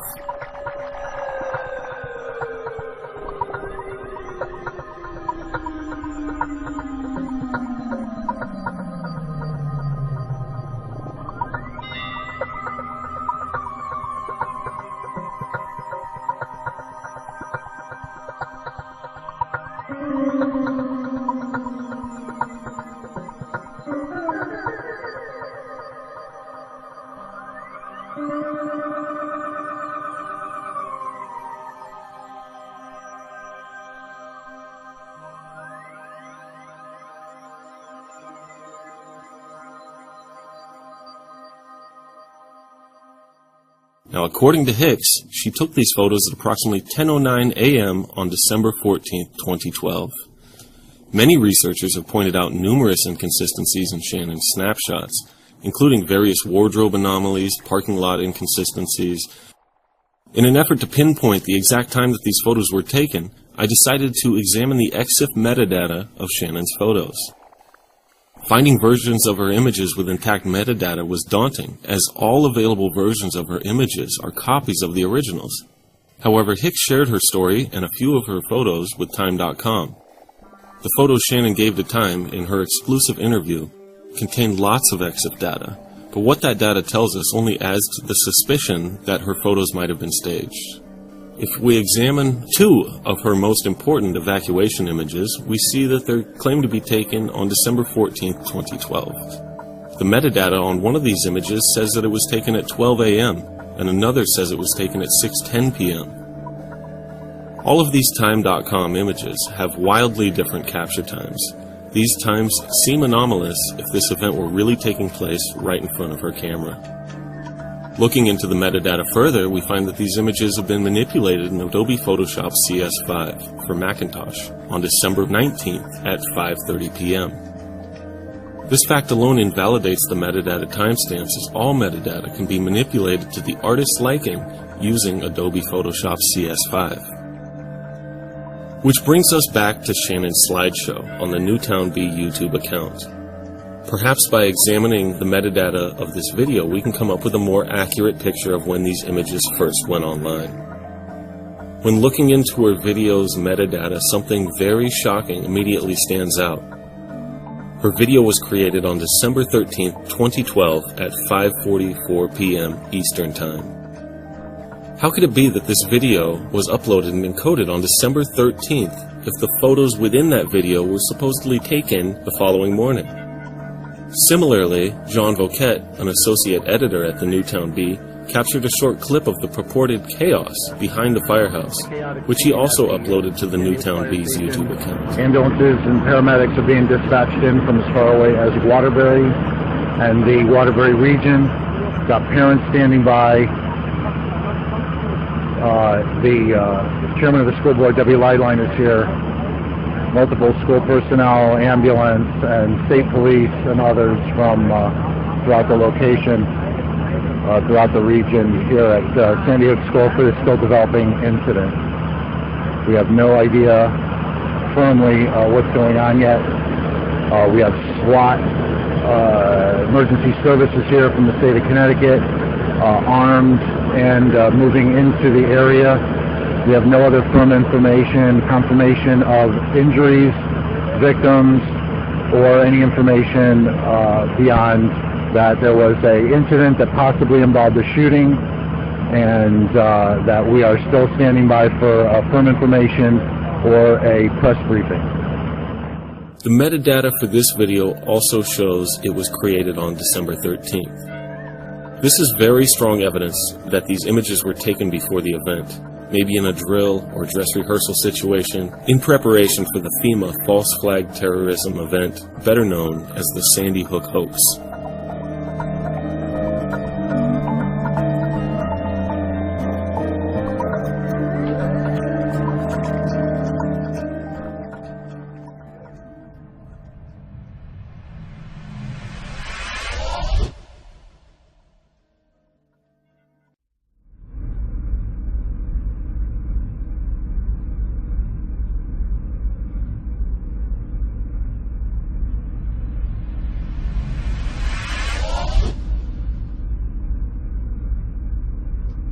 So jump for joy for Sandy Hook elementary janitor named Rick Thorne, who did a Paul Revere run through the hallways after spotting the gunman shouting, "A gunman is coming, a gunman is coming." He checked to make sure the classroom doors were locked. I'm going to talk about Rick Thorne and some of the discrepancies found in relation to him and early statements that were made. And these early statements that were made are very important. They're what came out before any editing and auditing has been done. Where you can find the most truth is in the early footage, when you compare to what we have information that's been given out almost 2 years later. When you go back and compare, it's almost insane. I got this photo from Sandy Hook hoax page from Tony. This is who Tony believes to be Rick Thorne. I found another picture myself attached to the name Rick Thorne. They look similar but not identical to each other. But we can't say for sure because, and this is the most suspicious thing about Rick Thorne, is that he has never ever been interviewed. Town Police Dispatcher. Okay, I have that. We have officers on scene. Thank you. What's your name? Rick Thorne. Okay. I'm in the building. All right, Rick, I've got you. I'm on the other line. All right, we have officers there. Thank you.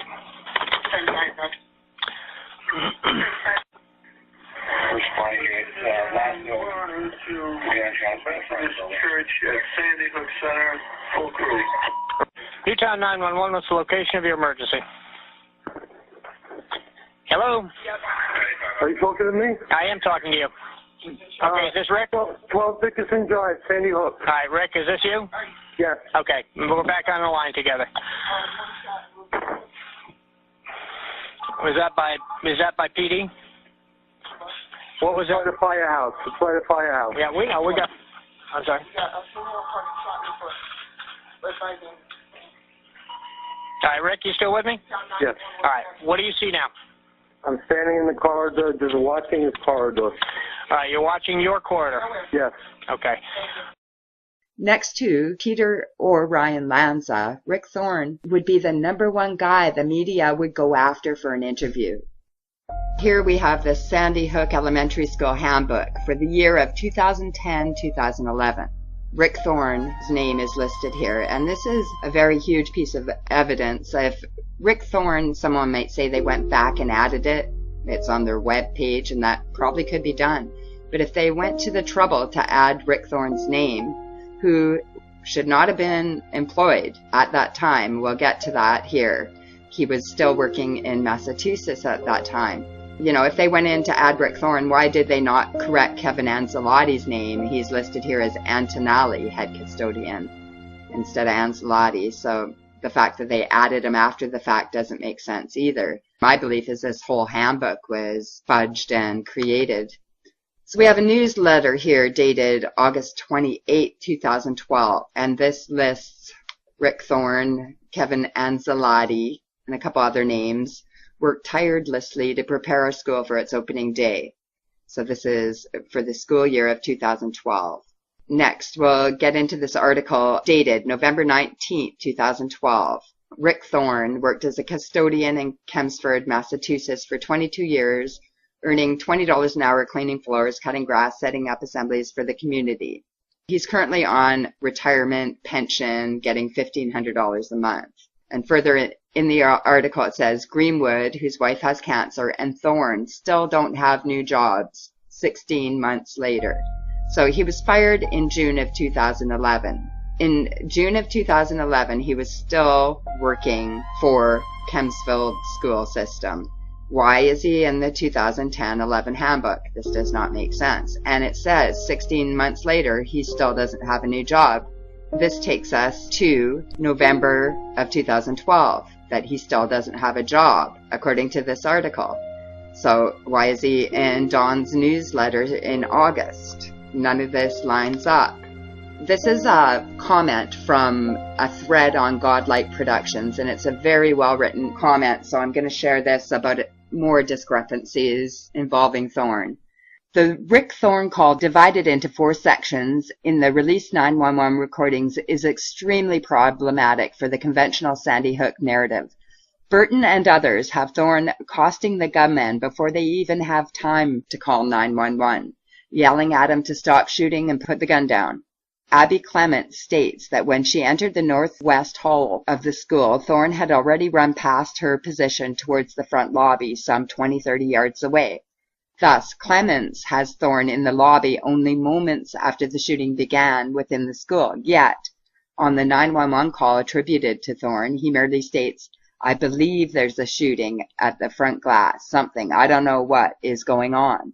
If Thorne had really run through the lobby to go eyeball to eyeball with a gunman and order him to drop his weapon, then purported content of this call makes absolutely no sense.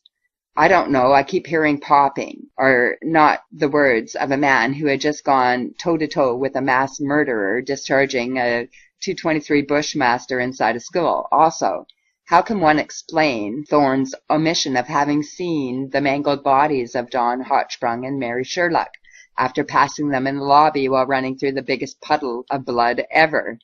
As in almost always the case with recounts of Sandy Hook incident, it is difficult to determine who is the liar.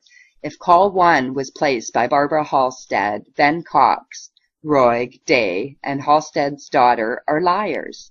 If this call from Thorne is legitimate, then Clemens, Burton, Penna, Day are liars. Who is the deceptive party here, Thorne or the others? Or are they all liars, obfuscating participants in an event that is essentially a sham? Did this call attributed to Thorne even take place in real time? I don't know where the truth actually lies, but once again, the call attributed to Thorne is extremely problematic.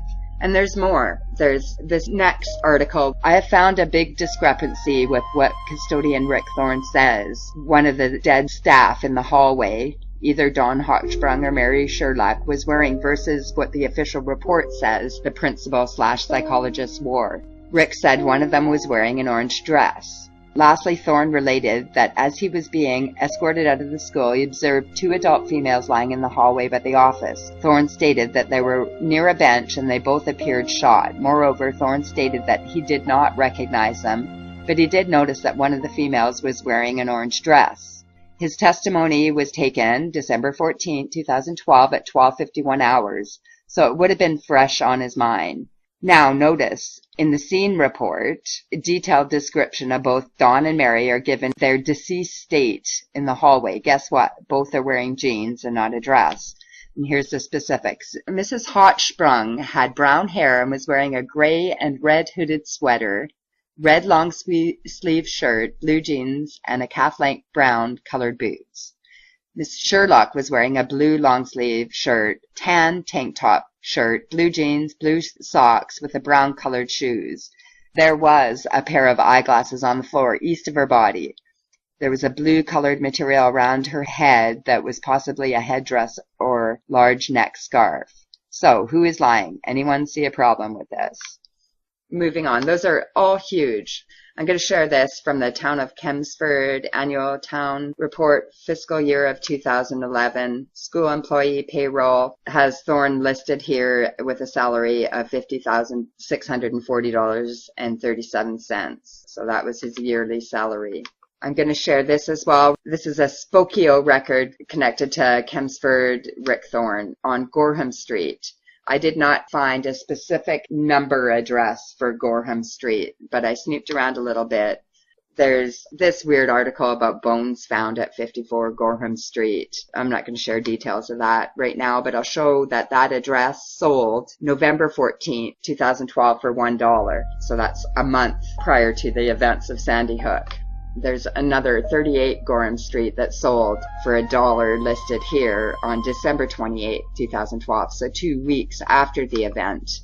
This clip here, this screenshot, shows 3 $1 houses listed on December 27, 2012. 46 Gorham, 42 Gorham, and 38 Gorham Street, all sold 13 days after the events of Sandy Hook. And then another $1 sale on February 18, 2013 on that street. So like I said, I don't have specific address and I can't tie Thorne to any of those. I just thought it was interesting enough to share. This Glenn Beck article here talks about courage and inspiration in Newtown. CT overcomes tragedy. This little clip from the Glenn Beck article says, one of the staff members at Sandy Hook took up a collection for Rick Thorne and his family and gave him a gift certificate he could use for books for his 3 daughters in college. Well, this throws me off of the trail that I was on, because the person I thought to be the identity that I followed for Rick Thorne in records like Advanced Background, Intellius, to show who his family are and to try to find more on him, would be a dead end if he has 3 daughters, because the records that I found for the Chelmsford Rick Thorne has 1 daughter and 1 son, both adults, daughter married. I'm not sure 100% what the correct trail is for Thorne, because we have nothing on him. There's been nothing shared on him other than what the media has put out in the 911 calls. So thank you for your interest in Sandy Hook. Take care.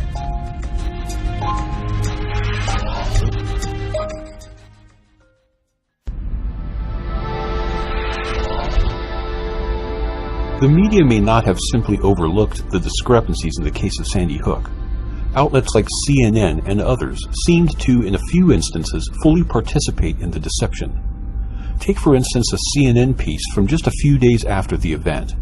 To quote from the article, "Scuba was clipping hair on Friday at Robert Anthony's hair salon, the shop he, his mom, and sister have run for the last 13 years.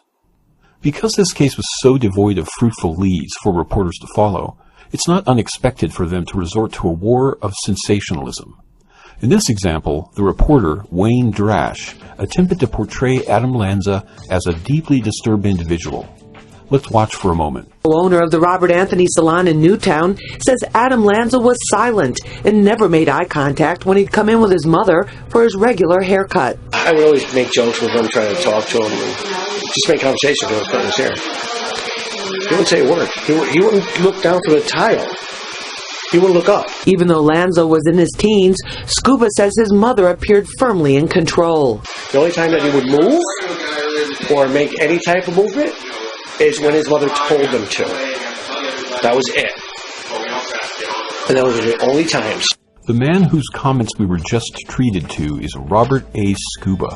The article refers to him 13 times as a barber, and his comments were about cutting the young Adam Lanza's hair. Scuba puts his hand on the black barber chair. That sick son of a... The barber shakes his head. The barber's sister would tell him there was something wrong with Lanza, that he wasn't right. So, I guess he's a barber somewhere in the Newtown area.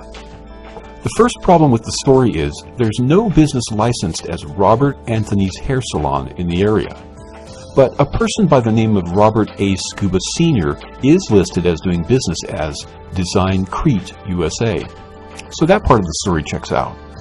While we're at it, let's see if Bob Scuba is a licensed barber. Barbers are required to be licensed after all. It appears that no barber with the last name Scuba has been licensed in the state of Connecticut since at least 1997. That's odd. The article seemed to overemphasize that Bob was a barber. Let's try another tactic and see if Bob might actually be a hairdresser. We do get a listing for Robert Scuba. Let's see the details for that listing. It shows his license is inactive and expired on August 31st, 2008. But the article stated, Scuba was clipping hair on Friday at Robert Anthony's hair salon. How's that possible if Bob's license expired as far back as 2008? Let's check on the license for the salon itself. Checking under Design Crete USA, its DBA, we get one result. It says it's inactive. Well, what do you know? It expired on December 31st, 2012. So it was a licensed salon on the 19th when the reporter made his visit, but it never renewed its license when it expired just a few days later and almost 2 years ago.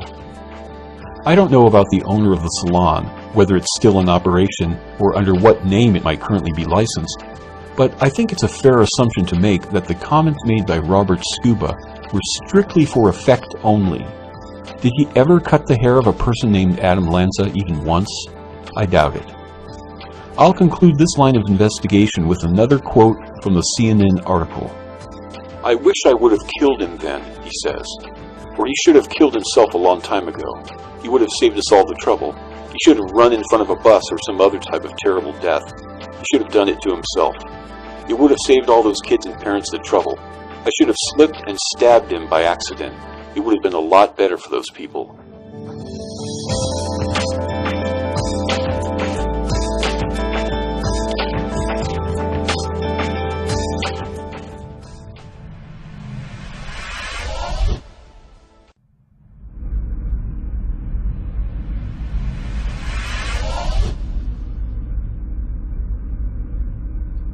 There is very little video footage from the day of the event. The video footage that we do see is chock full of anomalies. Based on these anomalies, many people have come to the conclusion that what we are seeing is evidence of a drill rather than that of a mass shooting. So let's take a look at a few examples so you could judge for yourself. Scanning the scene of the incident, we observed that Dickinson Drive, the road between the firehouse and Sandy Hook School, is completely blocked off. Trapped from going either forward or backward, the lone ambulance on Dickinson is practically useless. All other ambulances are parked at the firehouse, away from the crime scene, and are all facing the same direction. By 10:29 a.m., under an hour after the onset of the event, ambulances and even small quads were inaccessible, as evidenced by 408's transmission, stating, "I can't get the quad up here, the road's blocked too much." Gridlock was a major issue, and Maureen Will, who just so happens to live directly across the street from the firehouse, was the Newtown Director of Emergency Communications, and was at the helm during the event. In a shocking admission, Miss Will admits gridlock was an issue, stating that surrounding law enforcement agencies self-deployed, resulting in gridlock on Riverside Road, forcing her to place another local fire station on standby, because the trucks at Sandy Hook were completely blocked in. Gridlock can also be attributed to having the reunification point at the firehouse just a few hundred feet away from the school, thus clogging the streets with any potential parents attempting to pick up their child. At the school, there is no evidence of a chaotic scene. There is a fire truck that was granted access, but curiously, there are no ambulances. Now note, it has been established through matching the highly questionable police report and the police and fire department scanner feeds with the aerial feed that we arrived at a time frame between 10:36 and 11 a.m., and that's for the helicopter footage that we see. Also take note that if we believe the official story, Nurse Sally Cox and Secretary Barbara Halstead hid in a closet in the exact same area where the state police were conducting the investigation until 1:15 p.m. for approximately 4 hours. So why is this important? It's important because this proves that not everyone was accounted for at the time of the aerial footage. Yet we see blocked ambulances, gridlock, and zero sense of urgency. Emphasizing the lack of urgency even more, let's take a look at this police dashcam video. At 12:21 p.m., just under an hour prior to Sally Cox and Barbara Halstead coming out of the closet, no pun intended of course, these officers decided it was a good idea to bust out the snacks, chips, bananas, and bottled water during a mass shooting investigation. Mind you, deceased innocent little first graders are allegedly just feet away from the vehicle, but somehow they were able to stomach and ingest food and beverages. These are the same officers who received millions of dollars in compensation from the federal government for healing. For instance, August 28, 2013, the Washington Times reported that the federal government would send $2.5 million in taxpayer money to Connecticut police agencies to help the community heal. On June 17, 2014, the Obama administration dished out another $7.1 million to Newtown's first responders, victims' families, and law enforcement. The obvious question here is, why would law enforcement need extra enormous sums of money for simply doing their job? But even more bizarre is the fact that these officers were able to take a break in the action, while some people were yet to be accounted for. Many people have wondered if gridlock was deliberately done to prevent certain EMTs who weren't in the know from going into the school. After all, it wasn't until 10 a.m. when a meeting occurred between Sergeant Cario and Danbury Director of Emergency Medical Services Matthew Casavecchia took place. Up until this point, nobody, except for certain members of law enforcement, were allowed inside. In the end, not one EMT, outside of any law enforcement agents who may or may not have assessed any alleged victims, was allowed in until it was too late. Matthew Casavecchia and his two accomplices were brought in after the fact. And other EMTs, such as 44-year-old EMT James Wolfe, gave helpless statements saying, quote, "It was difficult to see, and especially because we weren't in action doing things trying to save people. You may not be able to save everybody, but you damn well try. And when we didn't have the opportunity to put our skills into action, it's difficult," unquote.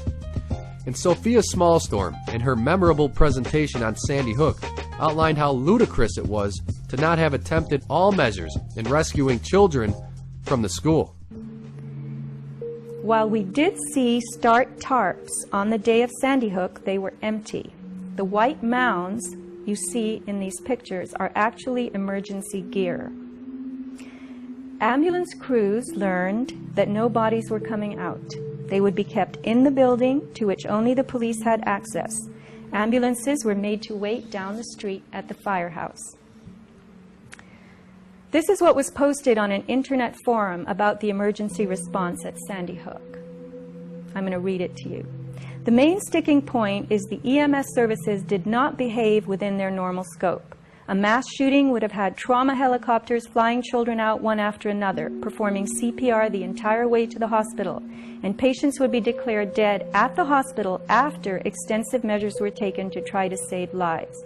I've been in the ER for 5 years, and we get all code blue patients. We get 80-year-old nursing home patients that have not been breathing for 20 minutes, with no chance of survival. And we perform CPR and necessary medical intervention with the chance that patients may regain a pulse. On that horrible day on Friday, you guys were assigned to a triage area, and it didn't unfortunately end up being used. That must have been just a sickening feeling to be there at this triage unit and then realize there's not people coming in. At the time, a few times during the incident, I actually thought to myself, should I be hoping that this area was filled with injured people? Despite the fact that there was acknowledgement of gridlock, blocked ambulances, and perhaps evidence of negligence, at the time of this production, there is yet to be even a single lawsuit made by the parents of the alleged victims. Now, there are plenty of reasons why people think Sandy Hook was a drill gone live. Remember the footage of the parents walking aimlessly at the firehouse? All right, it gets really interesting in a minute, and you're going to see, without a doubt, how the people are recycling back into the building. All right, now the helicopter's pulling out. See the line of people there? See the line of people? All right, we're coming up to the front. Look how they're coming back in. They're taking that turn. Watch them take the turn. Up. And they're coming right back into the building. Now, skeptics erroneously have attempted to denounce this evidence as manufactured and looped by YouTubers. Yet, as we can see, before the helicopter video pans out, the people are just filing right back into the firehouse. Yes, arrows were given out by various YouTubers to show the characters looping around. And yes, songs were attributed to the edited versions of the videos to clearly show how ludicrous it all is. And yes, the video is played forward and backward right before it pans out to show clearly where the people are headed. But this tape, quite clearly, is not looped, and we can clearly see people walking in circles. When we focus on individual people in the video, we see the same anomalous behavior. The kid in the yellow Under Armour shirt is the best example of this. Throughout the time he is observed, he just walks aimlessly around, in circles. He does this until a lady walks up to him and ushers him away. Now, did this lady notice that he was a little too blatant in his attempt at creating a chaotic scene? Now take a look at the man in the gray sweatshirt. His name is Joseph Wasick, and his daughter Alexis gave several interviews to the media throughout the day. He enters the video at around 50 seconds in when he exits the firehouse door and then walks around. He is seen again going back inside the firehouse at about 4 minutes and 10 seconds into the video, and then at the end of the video he is seen exiting the building once again at around 10:21 into the video. If you pay close attention to the individual people in the footage, you will notice the same awkward behavior of walking in and out of the firehouse doors, of course without a child. And to clear up any confusion you may have about the dash cam videos and the lack of evidence of a mass evacuation, let's take a look at the police report. In report number 000-56732, the John McGeever dash cam timeline, it states that, quote, "The following is a timeline of pertinent events that were captured by the video recorder and observed and recorded by me while watching this DVD, signed by Allison Peters. It is a video of a forward-facing view from the cruiser of the school parking lot and captures the northeast corner of the building. Now, the northeast corner of the building just so happens to be where the majority of the alleged evacuations took place.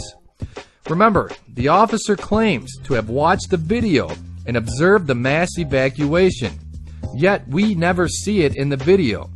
These are blatant lies. The issue with Sandy Hook is the abundance of redactions and the total lack of visual and video evidence pointing to a real mass shooting. We are told many tales of what happened, but how can we trust the Connecticut State Police when they have been proven to be liars? We are told that 25 of the bodies weren't even worth rushing to a hospital. We are told that only 3 EMTs were allowed access into the school to assess the dozens of bodies located inside. Everybody else was ordered to stand off. We were told that these bodies were left to rot in the school all day long. We were told by Peter Lanza, of all people, via the New Yorker, that his son could barely tie his own shoe at the age of 17. Yet this uncoordinated, mentally challenged kid was able to accomplish the unthinkable within just minutes. The police report states that Lanza, after he was done with his rampage, piled dead bodies in a bathroom. Before this, the police report states that he aimed his gun at each person before he shot them, not saying anything, but meticulously pointing. He was able to do this and fire off 150 rounds within just minutes, killing 26 people. Is it any wonder that people question the official story?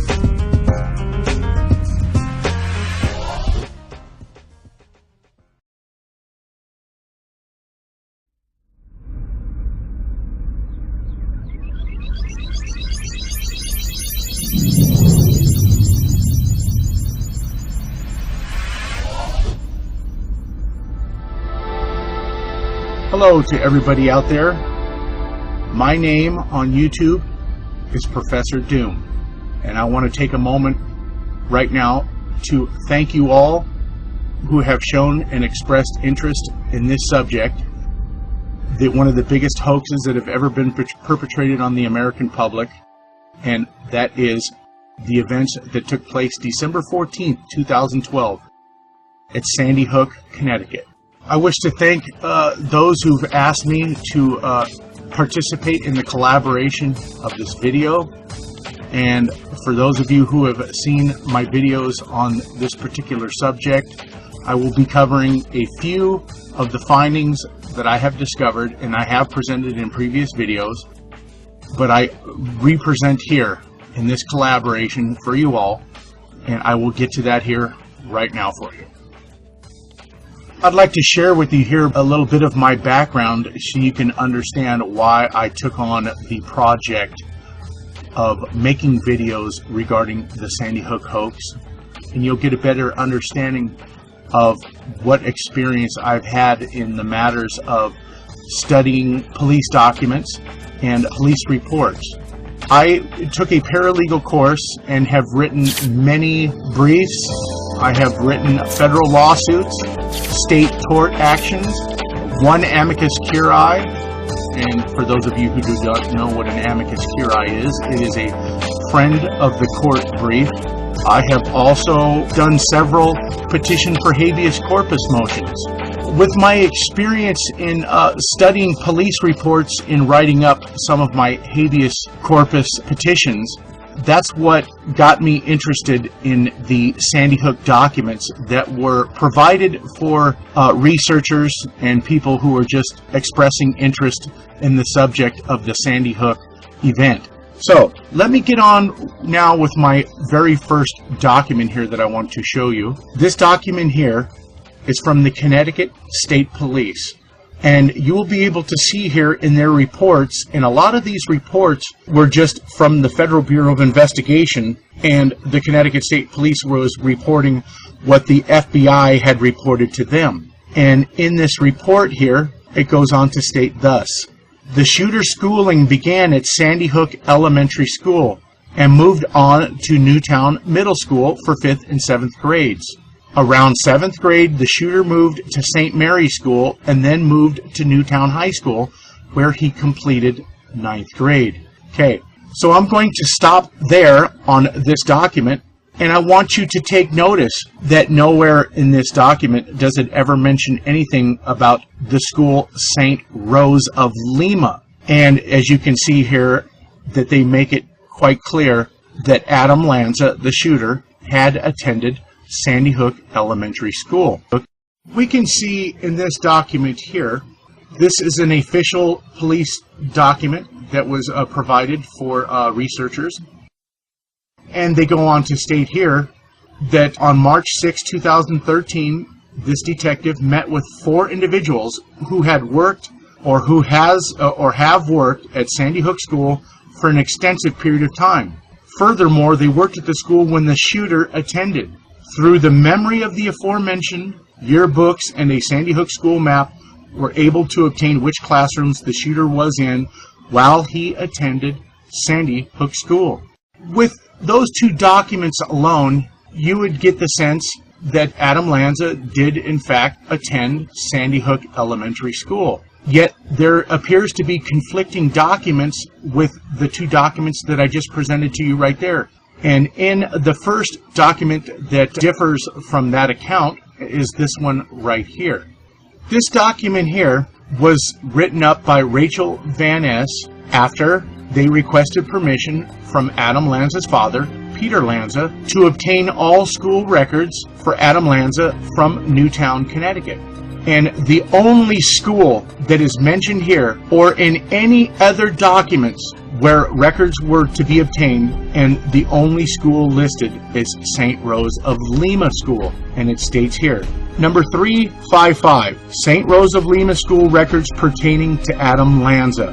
Didn't we just see in the very first document that I presented that the only schools that were mentioned were Sandy Hook, Newtown Middle, St. Mary's, and the high school? There is no mention in that document at all that Adam Lanza ever attended St. Rose of Lima School. So why is it that they are making the claim that he attended Sandy Hook when this document and Peter Lanza refute that claim? And they are specifically requesting school attendance records for St. Rose of Lima only and no other school at all. Now I want to show you the next document. And I want to remind you, I've poured through every document that they presented for researchers. And we're talking over 1,000 of these documents. And the only document that reports an official request by subpoena for the school records of Adam Lanza was made to St. Rose of Lima. St. Rose of Lima school records. Subpoena served. On 1/2/2013, I served Principal Mary Rose Maloney with a subpoena for Adam Lanza's school records. And they claim that they did in fact receive the school records. How come in none of these documents is there any request by subpoena for the school records of Adam Lanza from Sandy Hook Elementary, from Newtown Middle School, or from any other school for that matter? Only this one. And that seems to be in complete contradiction to the document stating by the Connecticut State Police and the Federal Bureau of Investigation that Adam Lanza attended Sandy Hook Elementary School.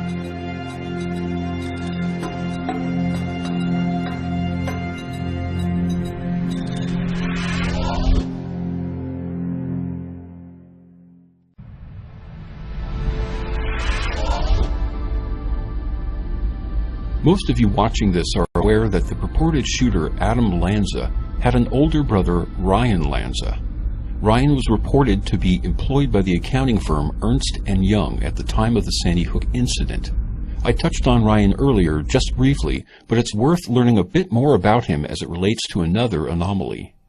To begin with, the initial reports of the Sandy Hook event cited anonymous sources as claiming the perpetrator was one Ryan Lanza. The gunman was identified at 11:28 as, again, 24-year-old Ryan Lanza of New Jersey. They're also going to locations associated with the shooter, not just directly associated with Ryan Lanza, his residence, and they're looking for a location in New Jersey there. Cops have identified the shooter as a 24-year-old man, Ryan Lanza. We have just now confirmed apparently the shooter is identified. He is 20-year-old Ryan Lanza. The shooter, it is Ryan Lanza. Ryan Lanza is the shooter. The shooter has been identified to me by a source as Ryan Lanza. Ryan Lanza. A short time later, the media accounted for this discrepancy by claiming the ID was made by identifying documents on the deceased shooter. Apparently, Adam was carrying Ryan's driver's license for some unexplained reason. Some accounts claim it was Ryan himself that suggested Adam might have his ID. Others who were following the story in those first few days remember reading about Ryan's reaction to being identified as the shooter. The following posts were made to his Facebook account. Everyone shut the fuck up. It wasn't me. I'm on the bus home now. It wasn't me. It wasn't me. I was at work. It wasn't me. Fuck you, CNN. It wasn't me. These reactions are not unusual considering the unlucky situation Ryan appeared to have been in. Not to mention that, following the media's false report, Ryan reportedly received a number of death threats through social media. Ryan was reportedly living with either his girlfriend or a roommate in Hoboken, New Jersey, while Adam reportedly lived with his mother, Nancy. Ryan reportedly stated he hadn't seen or spoken to his younger brother in about 3 years at the time of the event. Later, on the day of the supposed shooting, Ryan was taken into custody for what they claimed was his own protection. I can't locate anywhere in the official report details of an interview between Ryan and law enforcement officials. However, there are Hoboken police and FBI records that contain some details of the arrest of Ryan and a very detailed interview from the day of the event, but the name of who's being interviewed is redacted. Still, because the details given are so specific and appeared to come from someone with intimate knowledge of the Lanza family, it's a fair assumption that the person being interviewed is Ryan. Another document refers to one of the interviewees on that day having an alibi. Someone that morning had made a purchase at a Dunkin' Donuts using their credit card, which from their use of the word alibi seems to have satisfied investigators that they were not directly involved in the shooting. It's worth noting that there were other unusual reports in those first few days, including that he lived with his father, Peter Lanza, that his girlfriend and a friend were missing, and that his father was found dead in his home, but not his home in Stamford, a home in Hoboken. Outside of the initial blitz of Facebook posts and the media's reporting of Ryan in those first few days, nothing else about Ryan has been reported. Sure, there have been blogs posting questions like, "What happened to Ryan?" or "Is Ryan still in custody?" But nothing has been reported about Ryan's current status. Does he still work for Ernst & Young? Does he still live in Hoboken? Has anyone seen or heard from him in recent months? Even more unusual is that Ryan himself hasn't emerged to give a statement. Even if Ryan were concerned about what line of questioning he might face if he were to present himself to the media, he could have simply issued a statement or arranged for an interview under tightly controlled conditions. The bizarre mix of reports, statements, and details pertaining to Ryan and Adam are too numerous to cover in depth in this report. But just working with the elements I've presented, I'm sure you would have difficulty trying to piece together a storyline that could account for most of the details and false reports. There appears to be some kind of deception going on here, but exactly what that is, I can't speculate. Which brings me to one of the more interesting theories having emerged in the ensuing months that attempts to account for at least some of these anomalies. It is being speculated by some that the persons being reported as Adam and Ryan Lanza are actually the same person. Having researched this case since the day of the event, I admit that I cannot refute the theory and remain open to it. Most who posit the theory speculate that Ryan was once named Adam and changed his name sometime around 2009. Still, others simply theorize that Adam never existed at all, a theory that, if true, would pose a real problem for authorities involved in the case. This, the last of my 3 segments, though, is about a strange event that occurred in late December of 2012 relating to Ryan. Sometime soon after the shooting event on the 14th, a Facebook account was created that purported to be that of Ryan Lanza. Subsequent to that, a reporter from the New York Post contacted the account holder, which somehow led to what the New York Post reported as a Facebook interview. The Post wasted no time in running with the story and reported some of what was said by Ryan. "I'm a victim. I lost my mom and brother. I will miss you, bro. I will always love you as long as I live." They reported that Ryan posted a picture of Adam with the following message: "Rest in peace, Adam Peter Lanza." The problem with all of this is that it was a complete hoax. Ryan had reportedly shut down his Facebook account almost immediately after the event. Countless Facebook and other social media pages were then created by persons other than Ryan. Just days after the Post ran their story, they were contacted by Errol Cockfield of the public relations firm Edelman, which happens to be the world's largest public relations firm. Acting as a spokesperson for the Lanza family, he issued a statement on their behalf that chalked the whole thing up to the unfortunate result of a poor editorial process. Boy, that's putting it mildly. Thanks to the New York Post, other publications picked up their story, including Huffington Post, the UK Telegraph, TMZ, and others. They must have assumed, as many would, that editors at the Post had verified the reporter's story, especially in light of the hair-trigger reporting that had plagued the story just days earlier. What bothered some wasn't the fact that the Post screwed up and ran with a totally illegitimate story. It was the way in which they handled the recovery from their blunder. First, rather than retract the story and remove it from their website, they chose instead to simply update the story.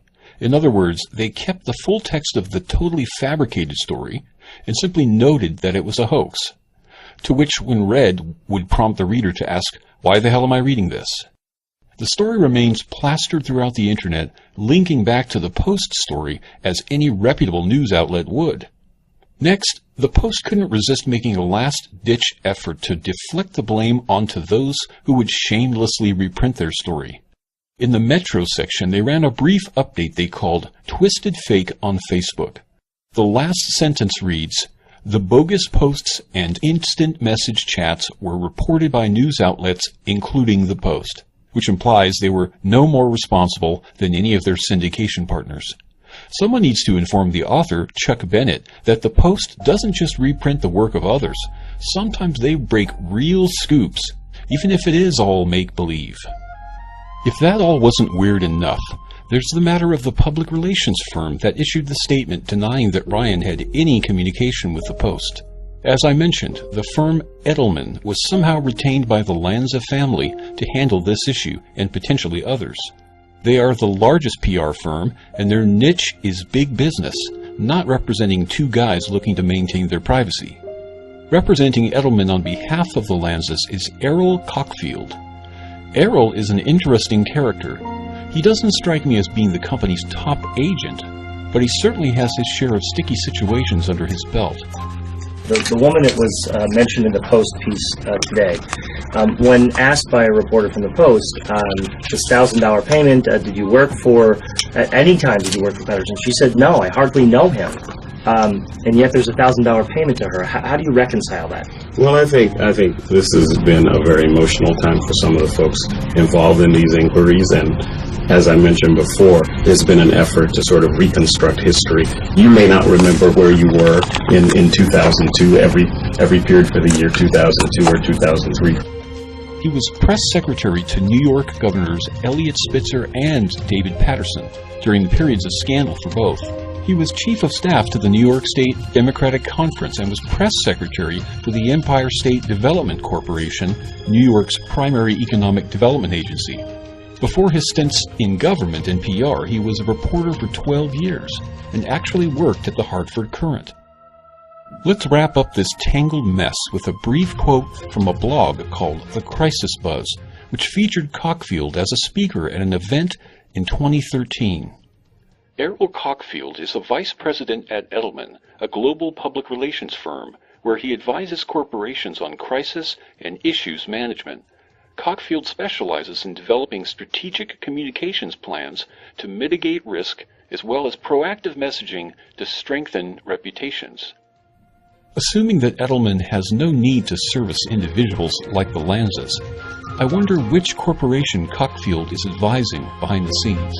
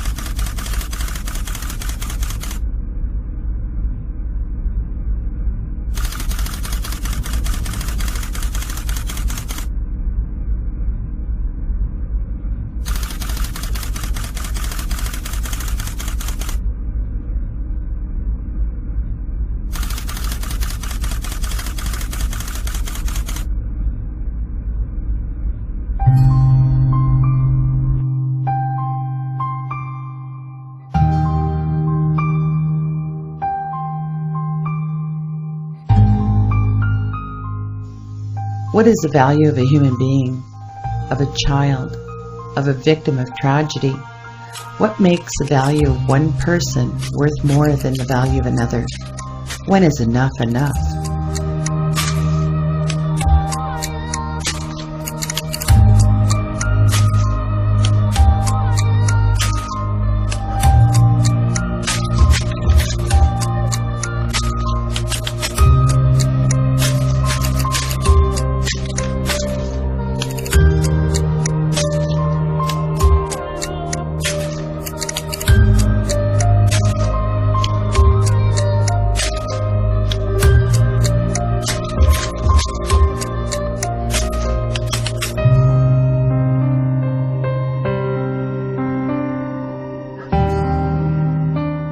Sandy Hook families have been compensated millions of dollars by the government.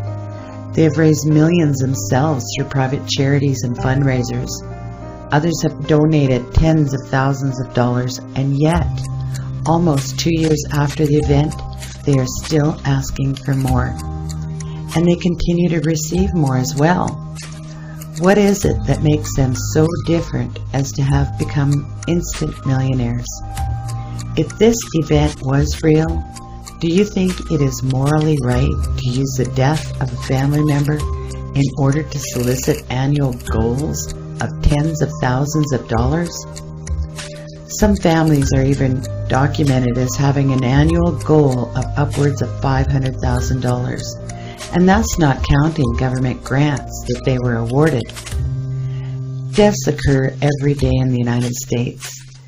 And just about every one of those families must deal with tragedy on their own, struggling to make ends meet. But we know Sandy Hook is different, much different.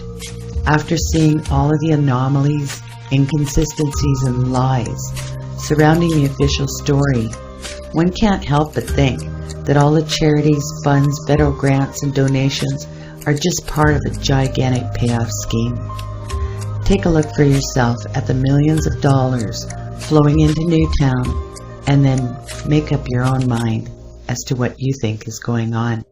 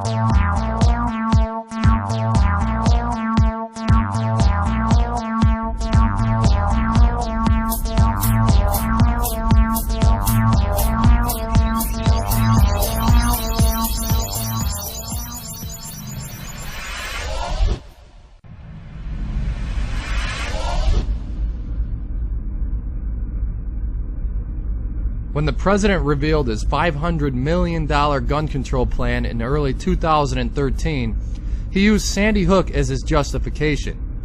"Now is the time" was the motto. Background checks, the banning of high-capacity magazines and assault weapons, increased school security, and increased mental health services were the stated goals. The parents of the alleged victims walked hand in hand with this plan, using the exact same language as outlined in the proposal. Now is the time to Following act. the signing of the New York SAFE Act, the Firearms Safety Act, and the Connecticut Gun Control Bill, Connecticut, Maryland, and New York were the first three states to become affected by the plan, causing an outcry amongst citizens.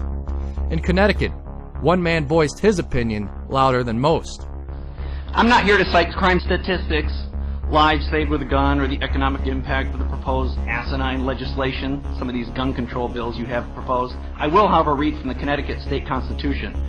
Section 15 reads very clearly, we all know what the Second Amendment says, but Section 15 in the state constitution says very clearly, every citizen has a right to bear arms in defense of himself and the state. There's no registration, there's no permitting, there's no background checks. It's quite clear. While most people are aware of the correlation between Sandy Hook and gun control, many are incognizant of the mental health connection. Enter Adam Lanza, who, according to the state police report, had no clear motive for the alleged shooting spree.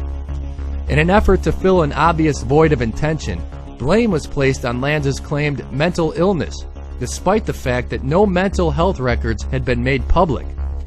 A fact that didn't stop the media, politicians, Sandy Hook parents, and the pharmaceutical industry from lobbying for and passing expensive mental health legislation. Confirmation on Lanza's mental health history is blurry at best. Lanza's stated primary psychiatrist, Dr. Paul Fox, was forced to surrender his license in July of 2012, after his place of employment became aware of ethics violations. He was discovered having sexual relations with clients while prescribing them with mind-altering drugs. After being highly dosed by Dr. Fox, one mother described her daughter as a walking zombie. Seems like a reliable source of information, doesn't he? Shortly after being fired, Dr. Fox fled the country to New Zealand. He gave his official statement on the Sandy Hook investigation to the Connecticut State Police over the phone on December 17, 2012. A summary was given by the police explaining, quote, all of his medical records pertaining to clients he treated in the United States are currently in storage in the United States. Just one day later, Fox renounced his statement as he explained to police, quote, any medical records pertaining to Adam Lanza have been destroyed since it has been over 5 years. The 5-year statute excuse that Dr. Fox used is false.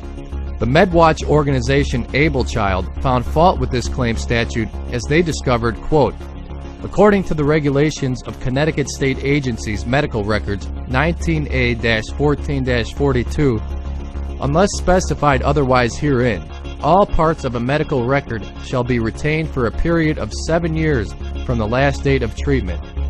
Questions surrounding Lanza's mental health are endless, not to mention his entire existence. So what do we actually know about Adam Lanza? Perhaps digging into his past life can lead to some sort of justification for the millions of dollars spent on mental health as a result of the event. But it seems as if his entire existence is shrouded in mystery. After 2009, there is very little trace of him at all.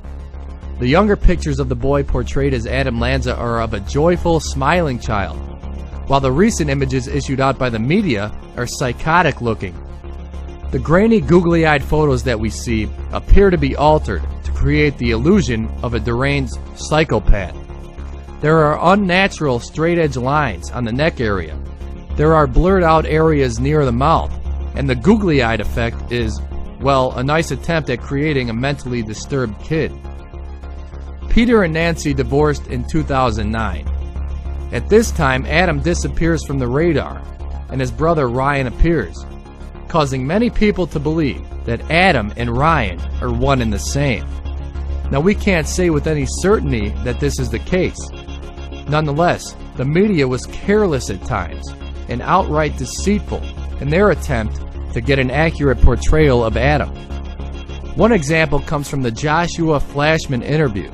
Attempting to give motive to the shooting, Fox News reached out to Flashman, a native of Sandy Hook, Monroe area, an aspiring actor, and who supposedly had inside information regarding the Lanzas. He was quoted by Fox News falsely stating that Nancy Lanza was a kindergarten teacher, and that she loved the kids more than she loved him, and that she was planning on having him committed. A nice attempt at creating motive. Shortly after the article was published, Flashman took to the comments section and his Twitter page to dispute how Fox portrayed him as an insider. He states the following: "I told the reporter about what was being said in the town. Nothing more, nothing less. I told the reporter what the people in town were saying about Adam Lanza's motive, and next thing I know, I'm intimately acquainted with the Lanza family and knew Adam's motives firsthand. Funny, I didn't know that. Fox approached me and spent 2 days trying to convince me to go on the record, but I just wanted to get on TV, right?" Yes, this is how the media operated during the onset of the Sandy Hook event. If there wasn't a clear motive, make it up. If someone spoke out on a subject, twist his or her words to create motive. Instead of reaching out to a second or third-hand source, one would think the media would go right to the source, Adam's father. Adam's father, Peter, has never given an on-camera interview. His only public testimony comes via The New Yorker, in an article entitled The Reckoning by Andrew Solomon. Allegedly, it was Peter who reached out to Solomon, saying that he was finally ready for an interview. So why Andrew Solomon of all people? One would think that every news agency in the land would be foaming at the mouth to get the blockbuster interview from the killer's father. The seemingly obvious answer of why Solomon was chosen comes from his background. Andrew Solomon's father, Howard Solomon, was the CEO for the pharmaceutical giant Forest Laboratories, which produces the drug Lexapro. Coincidentally, according to Solomon's article, Lexapro was the drug prescribed by Dr. Fox to Adam. The article states that Adam discontinued use of this drug, thus giving the illusion that if only he kept up his dosage, the entire Sandy Hook event would have never happened. Now keep in mind, the police report contradicts Solomon's article, as it doesn't mention Lexapro as the drug prescribed to Lanza. Instead, it mentions Celexa. Now shockingly, Celexa is the drug that turned Solomon's Forest Laboratories into a giant. Let's quickly take a look at the police report to cover the specifics. Kathleen Koenig, the nurse specialist working alongside Dr. Paul Fox, gave her testimony to the police. She stated that Celexa was the drug prescribed to Lanza and that Nancy Lanza was, quote, non-compliant, unquote, in giving Adam the prescribed dosage. According to the police report, Koenig attempted to convince her that Celexa was not causing any adverse reactions Adam may be experiencing. And according to Solomon, Koenig was worried about Adam Lanza never taking psychotropics again. Ironically, Andrew Solomon, the man telling the story of Adam through Peter, grew up mentally ill. For years he battled depression, going to extremely bizarre measures as to even travel to foreign lands and try shamanistic tribal blood rituals to cure his illness. To quote Solomon, "So I sat there, naked and completely covered in animal blood, with flies gathering, as they will when you're naked and covered in animal blood, and I drank a Coke." Growing up, Solomon was surrounded by psychotropic drugs. According to his story, he eventually found a way to cure his depression through an undisclosed cocktail of pharmaceuticals. Now, while promoting the drug Celexa, his father would use him as the poster boy of how pharmaceuticals could change one's life. So here we have the Adam Lanza story of a mentally disturbed kid, discontinuing his use of psychotropics, ultimately leading to a mass shooting event. And then we have, on the other side, Andrew Solomon's story of where psychotropics cured a lifelong battle of depression. Is there anybody out there that does not see a clear angle here? Oh, and I forgot to mention that Andrew Solomon is a member of the elitist Council on Foreign Relations, the most influential think tank in the U.S. Even more bizarre is the fact that all of Adam Lanza's alleged psychiatrists were from the Yale Child Study Center, and Dr. Ezra Griffith, a psychiatrist from Yale University, was appointed by Governor Malloy to sit on the Sandy Hook Advisory Commission to recommend mental health care in the state. Now, Yale's Child Study Center even testified before the commission. Talk about a major conflict of interest. Mental health, just like any other illness, is a serious problem. There are proper ways to handle it. Pushing pills, psychotropics, and pharmaceuticals in a society that is already overly vaccinated is not one of them. Especially not from a large pharmaceutical corporation like Forest Laboratories, who has several multi-million-dollar lawsuits against them, one of which is for deceptively and unlawfully marketing the adolescent depression drugs Lexapro and Celexa by using misleading drug labels and paying people to endorse them. And it goes without saying that using a fabricated event to push for certain agendas is about as morally unjust as you can get.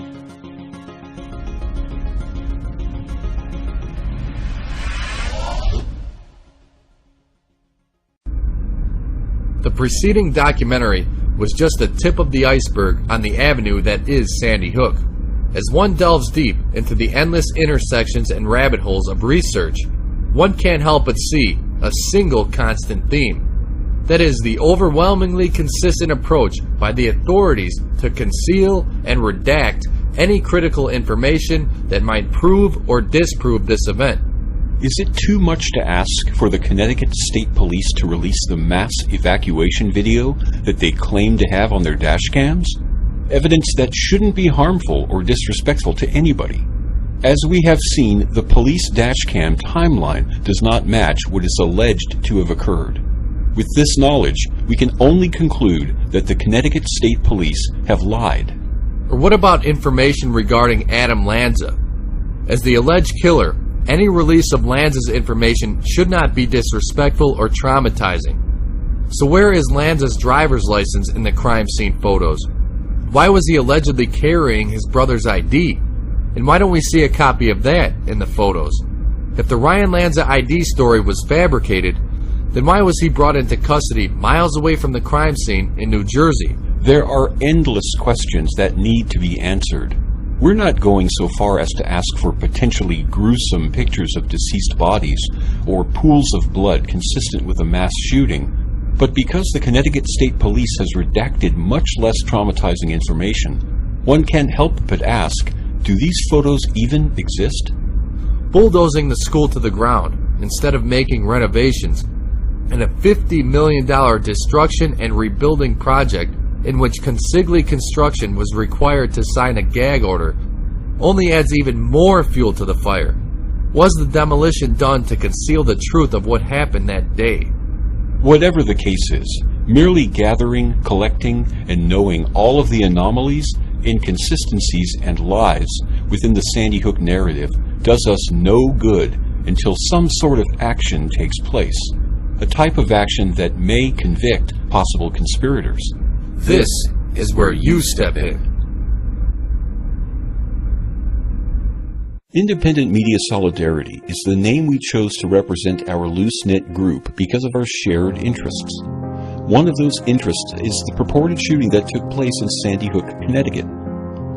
As individuals, we have proposed unique solutions and strategies to resolve this problem.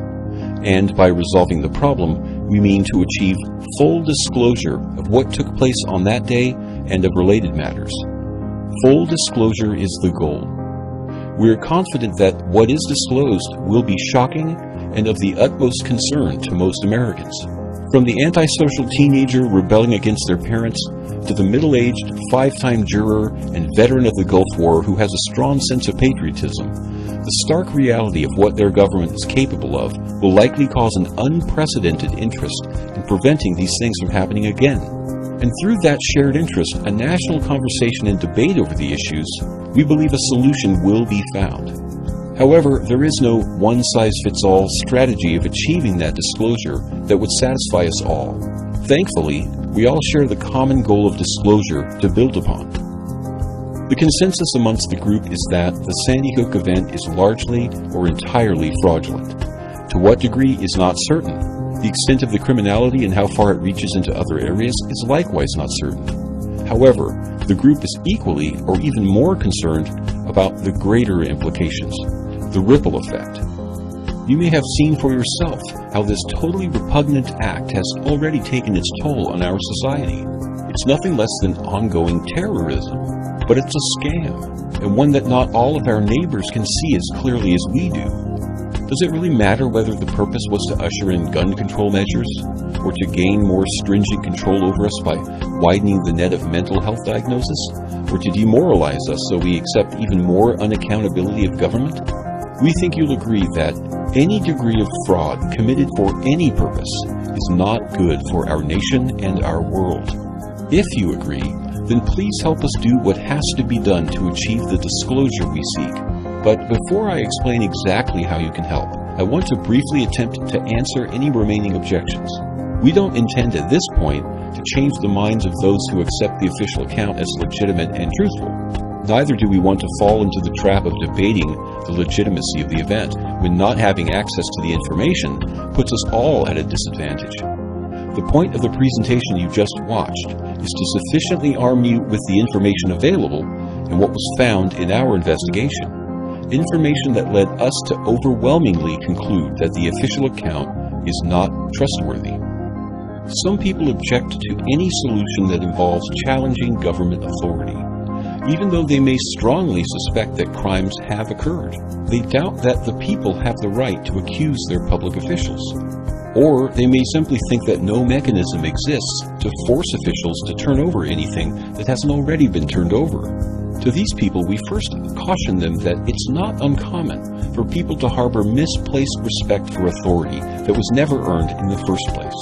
We've all heard the point being made that politicians lie, and there is exponential growth in examples of public officials shirking their responsibilities and committing crimes ranging from embezzlement to treason.